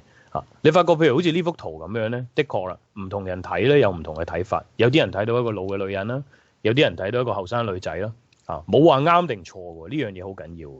OK 冇話啱定錯喎。你睇到一個後生女仔，你可以睇到一個老女人你亦都可以兩個都睇到添。OK 純粹係你自己一個主觀嘅睇法嚟嘅啫嘛，冇話啱定錯。喺溝通入邊一樣。OK， so when you try to communicate your messages to the other person，the other person may have different interpretation, different ways of understanding or looking at your message 當你同人溝通嘅時候咧，你表達出嚟嘅意思可能係咁，但係唔代表人哋一定係 get 到你講嗰個意思嘅喎。OK 因為每個人都有自己嘅睇法噶嘛。你講咗呢句説話出嚟，人哋點樣理解點樣去睇你呢句説話咧？你發現咧都係啦，冇啱定錯嘅。但係最麻煩嘅就係呢個位啦。因為冇啱定錯，但係唔同人的確對於同一句説話有唔同嘅睇法嘅時候咧，亦都造就咗啲咩咧 ？communication problems 咁所以你見到咧，成個 topic 嘅 nature 咧就係一個咁樣心理學嘅 topic， 而其實咧去翻即係人與人之間溝通就係即係你表達出嚟嘅意思同人哋 get 到嘅意思咧，可以係有一個咁樣嘅出入噶嘛，因為人哋睇到嘅嘢又或者人哋理解到嘅嘢同你唔同，所以點解 perceiving and understanding 係擺埋一齊啦 ？OK 但係呢一樣嘢的確咧喺日常溝通咧係無可避免會帶嚟一啲問題嘅咁當然亦都會帶嚟一啲方便啦。咁之後我哋會睇到啦。So let's have an overview of what we do in this lecture. So first of all, we'll discuss the idea of perception.What it means by perception, what is it? And number two, we'll try to look at the three interrelated facets, okay? Facets means aspects, okay? So there are three different aspects of perceiving. 你會發覺 perception 咧感知，我哋講緊一樣嘢啦，但係呢一樣嘢背後咧，其實有三樣嘢咧係做緊嘅，一陣我哋會睇到嘅。And also, we'll try to look at different ways, okay, to improve our perception, right? Or ultimately our communication. So once again, we'll be offering some suggestions, okay, to improve how you look at different things, okay, how you can improve your perception in communication. So now let's take a look at the idea of perception. Once again, you see this term being highlighted. It's definitely the key term of this lecture, perception. 咁啊頭先講過啦，係一個感知嘅意思即係你感覺到啲咩，知道啲咩咧咁所以就好似頭先嗰幅圖咁睇到啲咩咧？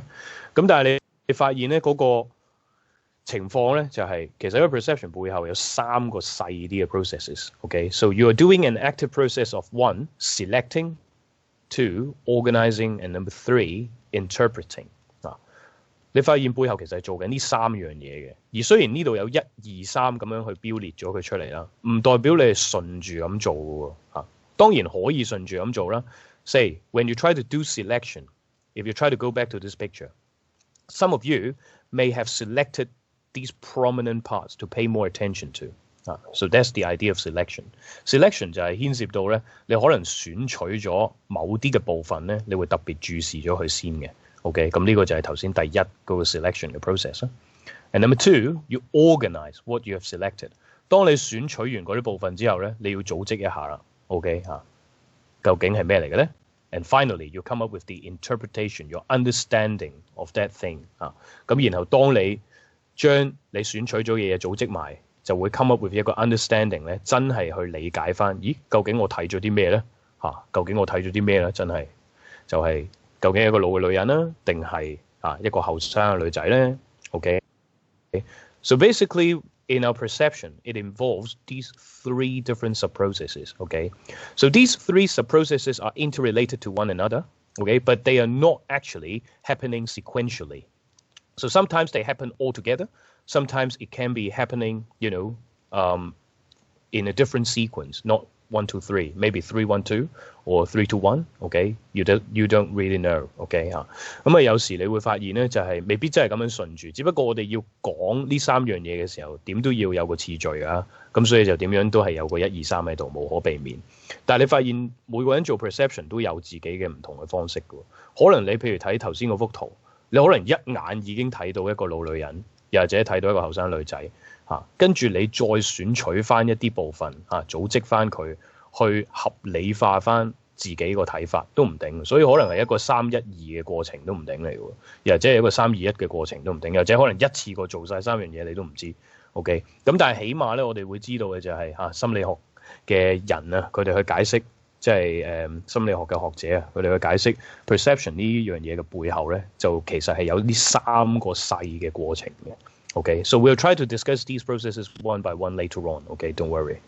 But you'll see, perception is a basic communication process that is important, critical to our efforts in creating meanings. As I say, how do you understand the message, okay, from another person when you communicate with them, and of course when you communicate with yourselves? 咁但係你會發覺呢個 topic 點解我就話特別重要咧？就係因為你會發現喺同人溝通嘅時候咧，之前我哋 week one 都講過啦 ，meaning 係喺溝通嘅核心嚟噶嘛。OK， 即係我哋係有一啲有意思嘅溝通表達緊一啲意思嘅。OK， 咁但係你發現當我哋去理解人哋講嘢嘅意思，或者我哋自己表達意思嘅時候咧，都會用到呢一樣嘢叫感知噶嘛自己一啲睇法。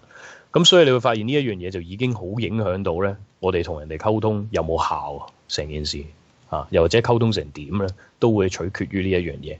咁所以點解咧呢個 topic 咧係特別重要啦。So now let's take a look at, more about this idea of perception process. So you see, perception and communication can influence each other. OK 嚇，咁如果你睇翻即係 perception 呢一個 idea 本身頭先話啦係一個心理學嘅概念啦。咁但係你發現呢一樣嘢其實同 communication 咧亦都息息相關嘅。OK， 因為譬如頭先就話啦，當你去 create 個 message 嘅時候，你用到自己睇嘢嘅方式去 create 個 message 啦。另一方面咧，你接收人哋嘅信息嘅時候咧，都係啦，你會用咗一啲自己睇嘢嘅方式去理解翻，咦，究竟人哋同你講緊啲咩咧 ？OK， so it shapes your understanding of other people's communication and your choices. OK， the choices you make in your own communication 會直接影響到你點同人溝通啦，點理解人哋嘅溝通啦。Say if you try to look at this text, this example from the textbook, if you perceive, that is, if you look at someone as hostile, that is unfriendly, so you will notice more of that person's unfriendly behaviors and to communicate defensively to minimize interaction with the person. 如果假設你個睇法對嗰個人本身你同一個人溝通，你唔識佢，但係你本身睇佢個樣，都唔方好人嚟㗎啦，即係你覺得佢係 unfriendly 嘅 hostile 你發覺咧喺溝通嘅時候，你自己都會特別留意多咗嗰個人嘅一啲 unfriendly 嘅 behavior 啦，甚至乎自己同佢溝通嘅時候咧，都會點起晒槓咯。頭先都有人講過啦 ，OK 因為你覺得佢唔係好人啊嘛，你個睇法就係、你個 perception 就係覺得佢唔好人，咁你發現呢個 perception 就會影響到你嗰個 communication， 你點樣同佢溝通，因為你覺得佢唔係好人，所以你同佢溝通嘅時候都特別有戒心啦，都有防備嘅 ，right？And what about the other way around？So you see, communication, that is, your language and non-verbal behaviors, so verbal and non-verbal behaviors, would also influence your perception of these people and situation.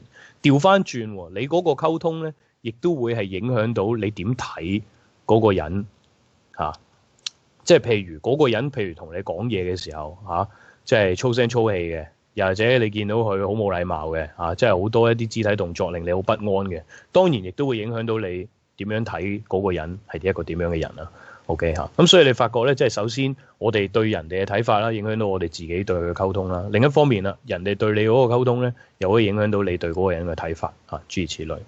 So it helps us, okay, basically the perception process helps us make sense of phenomena around us 你發現係一個非常重要嘅 concept 咧，去除咗俾我哋認識呢個世界，譬如頭先睇嗰幅圖究竟我哋睇咗啲乜嘢嘢咧喺嗰幅圖度 ，OK？去到日常溝通就係啦，究竟我哋點樣理解人哋嘅溝通，或者點樣我哋用我哋自己嘅感知去即係 create 一啲 meanings 去溝通咧所以都擔當住一個重要嘅角色啦。So now let's take a look at step number 1, selection 呢度我要強調翻因為頭先都話咧就係、始終我哋講呢3個 sub-processes 嘅時候係有個順序嘅，咁但係當然唔代表 perception 嘅時候一定係1、2、3咁樣落嘅。頭先都話啦，可能3、1、2、3、2、1，或者1、2、3一齊做都唔定。只不過我哋講嘅時候無可避免一定要講咗邊啲嘢先，邊啲嘢後咁所以好似點解都仲會有個 step 1、2、3，但係唔一定係1、2、3咁順住嘅呢度就要講翻俾你聽咁解啫。So for step number 1, selection, you try to pay attention, as I say, to what you define as important in a moment, 嗰個 selection 嘅選取嘅部分咧，呢個好容易理解啦。譬如頭先嗰幅圖都話啦，你可能特別留意咗黑色嘅部分，就係嗰啲頭髮嘅部分啦，又或者可能留意咗白色嘅部分，有條圍巾有啲人又話好似獅子山啦，頭先話咁你總會咧留意到一啲咧搶眼，又或者你覺得重要嘅嘢嘅。So that's the idea of selection. So there are several factors, that can influence what you notice. 不過究竟有啲乜嘢可以影響到你留意咗啲乜咧？其實都有好多元素嘅。Say number 1, some qualities of external phenomena which draw your attention. Say when something stand out. Say in verbal communication, written communication, when some words are put in all capital letters, perhaps you'll try to pay more attention to them.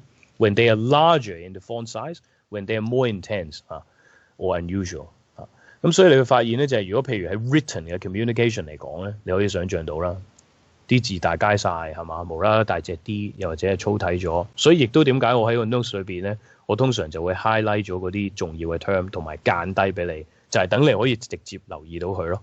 咁所以有一啲嘅外在嘅元素咧係會令到我哋特別留意咗某一啲嘢嘅影響到個 selection 嘅 process。And number 2, when something is important, when something matters to you, 如果有啲嘢對你係重要嘅話咧，你發現你都會咧好不其然地特別留意多啲嘅。咩意思咧？你發覺喺你自己呢個階段如果你做一個學生咧，經常咧都會有呢個情況。2個鐘頭講緊一堂 lecture， 我相信你唔會每秒鐘都專心聽緊書㗎如果你真係有嘅話，我只可以多謝你啦。咁但係你總會有啲嘢。有啲時間係遊咗雲噶嘛可能諗咗第二啲嘢做咗第二啲嘢咁樣噶嘛撳下電話。但係咧，你發現咧有一個位置好得意嘅如果當個老師突然之間話俾你聽 ，This will be in the final exam， 突然之間你就會邊度係嘛？你會專心咗嘅喎，突然之間喺嗰個位，因為聽到 exam 你知道呢一樣嘢對你重要嘅咁所以如果有一啲嘢對你重要咧，你會特別留意多啲嘅，的確係。即係成堂我都冇聽書啦，突然之間但係嗰個阿 Sir 話呢樣嘢喺 exam 度會出係嘛，又或者講緊係測驗會出功課要做，咁你就會即刻無啦啦邊度係嘛 ？So your attention would be drawn to that particular part. So this would also be relevant to F, I'll say. Because something that matters to you is also related to your needs, your interests, so on and so forth. 如果嗰啲嘢對你重要咧，通常亦都牽涉到咧你嘅一啲興趣啦，你嘅一啲利益啦你嘅需要啦。咁所以我會覺得 B 同 F 咧都係差唔多，又或者有聯繫嘅嘢嚟嘅即係如果唔係你好地地點解留意佢啫？就係因為嗰樣嘢對你重要咯你有需要留意佢咯，你有興趣咯。And number 3, changes. So C, changes. Say when a new person joins a chat, definitely.All people's attention would be drawn to that new person who is joining the chat. 如果當喺嗰個 communication 嘅 setting 裏邊咧，有一啲嘅變化嘅時候咧，啲人都會咧好不其然地特別留意咗嗰個變化嘅。譬如你哋一班人傾緊偈，突然之間有個 friend 見到你哋傾緊偈，走埋嚟話：可唔可以一齊傾啊？咁樣，咁你會發覺所有人都突然之間會望一望咗佢嗰個啱啱加入嘅人度，又或者另一方面就係咧。將個注意力都擺晒喺佢嗰度，又或者會講咗即係關於嗰個人嘅嘢咁樣就係一啲咁嘅 changes。如果喺你自己日常嘅情況咧，有啲咩事你會發生咧最衰今堂唔係 face to face 嘅，但係禮拜5又或者講緊大家上 tutorial 嘅時候有機會有啲人禮拜2上你發覺 face to face 嘅 classes 咧，經常出現呢樣嘢。Suppose 你上緊堂應該專心咧就聽個 lecturer 講書噶嘛。但係你發現咧，就總會有啲同學仔啦係遲到噶嘛。喺呢個時候咧，即係作為老師係特別留意到嘅。OK，因為你哋坐喺下邊就可能冇乜特別，但係我唔係我坐喺，我企喺出面咧特別留意到嘅啊，就會啲同學仔明明聽緊我講書噶嘛，都會不其然望一望嗰個遲到啱啱入嚟嗰條友係嘛，都要啤一啤佢啊，唔知點解。OK， 睇下邊個遲到先咁樣，硬係八卦嘅，就係因為喺嗰個 communication setting 裏邊咧有一啲咁嘅變化，跟住你個專注力咧就會突然之間咧轉移咗喺嗰度，又或者有時所以都會影響到個老師啊，都會望一望邊個啱啱行入嚟啊，咁所以點解就係話唔好遲到咯，就係因為你發覺呢啲 changes 咧係會影響到咧大家個 selection， 又或者另一個例子更加經典啊，除咗上堂之外啊，發覺呢一樣嘢都經常發生嘅考試，你有冇試過？考試你梗係應該專心自己做自己嘢㗎啦，係咪先，大佬？但係你知又係啦，考試都有人遲到㗎嘛。跟住你會發現咧，即係喺我監考嘅角度就會睇到啦。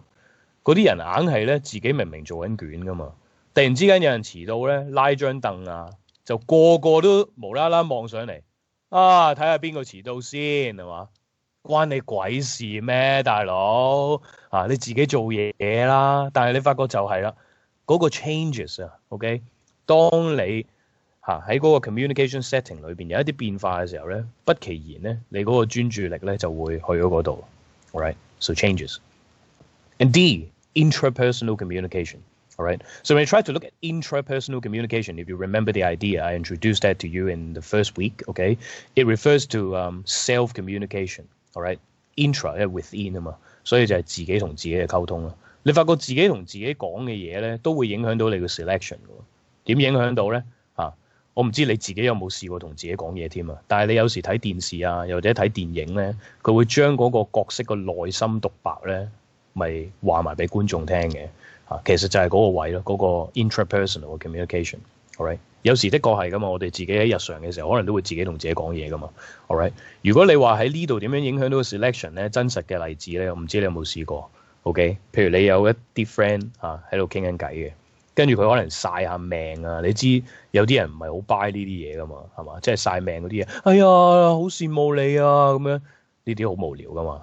OK，咁所以咧有時咧，你知道嗰個人想晒命咧，你可能會同自己講，佢梗係想我問佢呢樣嘢，我就唔好問佢呢樣嘢。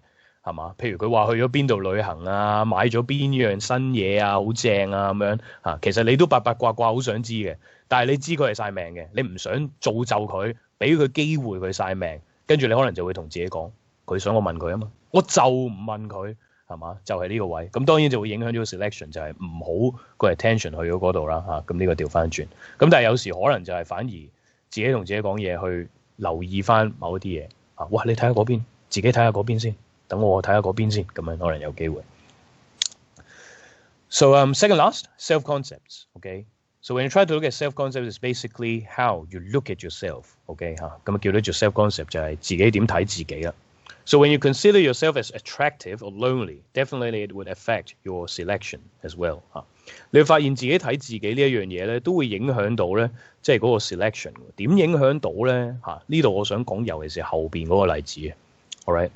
啱啱頭先有人提及過今年嘅年初三啦，適逢係一個乜嘢日子咧？情人節。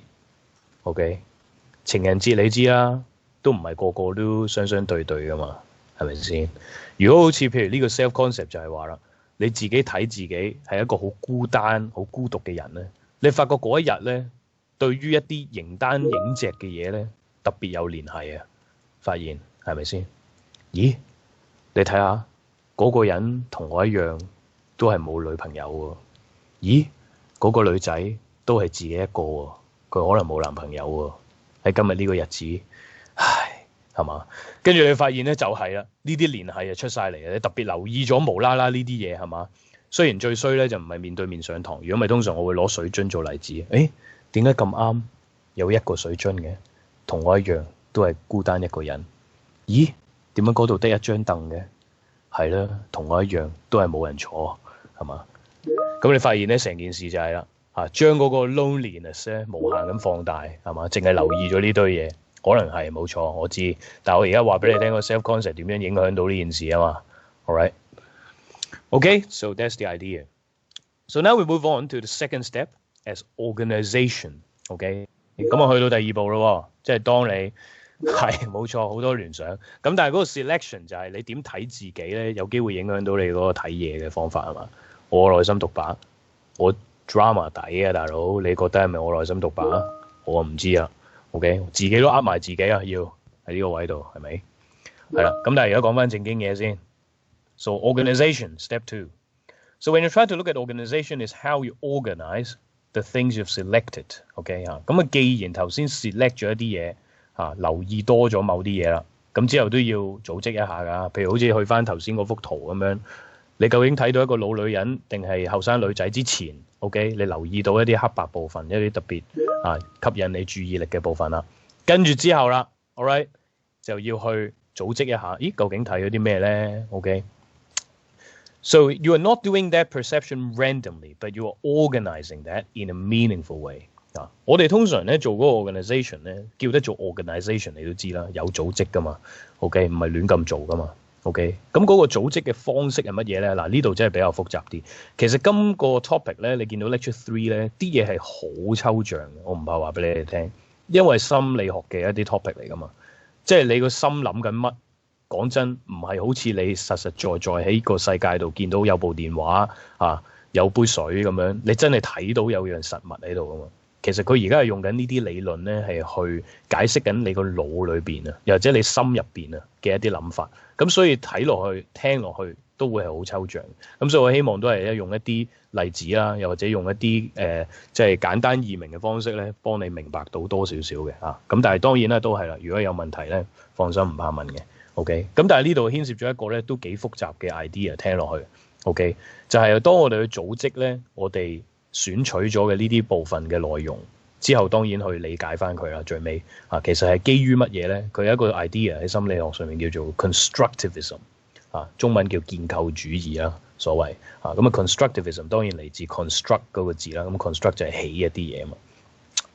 So you organize and interpret your experience by applying what we call cognitive schemata to that experience。咁cognitive schemata 咧就係腦裏邊我哋一啲嘅所謂嘅架構你見到呢度擺咗呢幅圖喺度做乜咧？其實就係希望你可以用一個比較形象化嘅方式咧，理解到究竟呢度係乜嘢 idea 譬如 constructivism 咧，我會咁樣教同學仔去理解嘅，就係好似你起一層樓咁。OK， 即係而家嗰個 organization 個過程就係好似起一層樓咁樣咯。即係當你選取咗邊啲嘅原材料要去起呢間屋啦，即係頭先 step 1就選取啲材料啦。咁之後真係要起㗎啦嘛，準備 OK。咁呢個 constructivism 就係起樓嗰個情況。咁但係起樓你係需要咧有一啲即係材料㗎嘛 OK。嗰啲材料咧就係頭先呢度所介紹嘅cognitive schemata， 亦都擺咗喺呢度啦，好似一啲積木咁樣。OK 有啲磚瓦嘅，你要起呢層樓。OK， 咁所以你去 organize 自己嘅一啲睇法嘅時候咧，即係究竟我睇咗啲咩咧？究竟我點樣理解人哋講嘅嘢咧？如果喺溝通上面就係講緊一個 idea 叫 constructivism， 即係我要起呢層樓嘅。但我起呢層樓咧係需要咧一啲嘅即係 materials， 咁嗰啲 materials 咧喺腦裏邊嘅叫做 cognitive schemata 一啲架構，同我哋認知有關嘅 cognitive 係認知嘅意思。咁你會發現咧，我哋需要呢啲嘅積木咧，去慢慢建構翻咧，我哋點樣理解其實身邊嘅事物。咁去到呢度咧，我就想停啦，因為咧呢度已經開始會牽涉到比較複雜嘅情況。咁但係咧之後咧會開始漸入佳境嘅。點解咧？因為我哋真係會去拆解一下呢堆咁複雜嘅嘢，究竟係講乜嘢咧？譬如嗰個 schemata 嗰4嚿積木，所以亦都點解我用積木嚟做例子咧？因為都係有4嚿嘢喺度嘅。OK， 咁就係分別係乜嘢咧？究竟我哋點樣去理解，即係組織我哋去睇呢個世界嘅一個方式嘅咧？都係要用到呢4嚿積木嘅。咁之後我哋會咧逐一講解。咁但係起碼咧，而家呢個階段，你會知道就係我哋喺組織自己睇嘢嘅方式啦，我哋去理解嘢嘅方式啦嘅情況底下咧，我哋係根據住一個所謂 constructivism 嘅方式去做，即係一個起樓嘅方式。咁但係起呢層樓咧，我哋需要有一啲嘅積木去做呢件事。嗰啲積木下堂會講係咩嚟嘅？分別有4嚿嘅啫。起呢層樓嘅話，咁但係其實就係你腦裏邊咧一啲你認知嘅一啲嘅結構嚟嘅，又或者所謂架構啦cognitive schemata。咁我諗去到呢一步咧，都已經夠複雜啦。咁你就可以咧俾少少時間你消化先。OK， 就係這樣。呢度 O 唔 OK 先？知唔知發生咩事先？我唔 lonely 你都知，我好 lonely 喎。OK 係嘛？好，咁如果 OK 嘅話咧，都 OK 係嘛？好，咁如果你 OK 嘅話咧，咁當然唔 OK 都可以再問問題啦。OK， 聽講有解構主義添啊，咁等你去講述下啦，睇下係咩嚟。咁但係咧呢度咧就都要提一提大家，就係關於咩咧？聽日嗰個 extraordinary tutorial 咧，我哋都會係用一個即係 combined class 嘅形式去做。你見到其實呢3日我都係咁樣嘅。尋日咧就不過就唔係 B01個班有上，因為 B01本身個 tutorial 冇影響到噶嘛。OK，咁所以尋日嗰個 tutorial 咧真係 make up for 上個禮拜5講緊 B02嘅同學同埋 B07嘅同學咧冇上到嗰堂咧，就尋日上咗嘅。咁所以尋日係要點名嘅，因為係補翻真係放假冇咗嘅堂。放假嗰啲名咧係唔計嘅，因為放假係放假噶嘛。OK 所以呢度可以就等大家認清楚。咁但係可能你會喺 Moodle 度都見到，點解仲有點名嗰嚿嘢嘅？因為我之前一 set 嗰個 attendance 咧係冇咁煩咧，就係由可能Sam 嘅開頭2月10幾去到4月幾咁樣一次個 set 咧，佢就會自己 set 好晒喺 Moodle 度啊嘛，我唔使逐個 week 咁樣撳啊嘛，咁所以你會見到都仲有嗰嚿 attendance 嗰嚿嘢喺度就係咁解，但係就嗰個 attendance 就算你剔咗咧，我都會取消翻嘅，又或者你冇剔咧都唔緊要嘅，因為係放假噶嘛。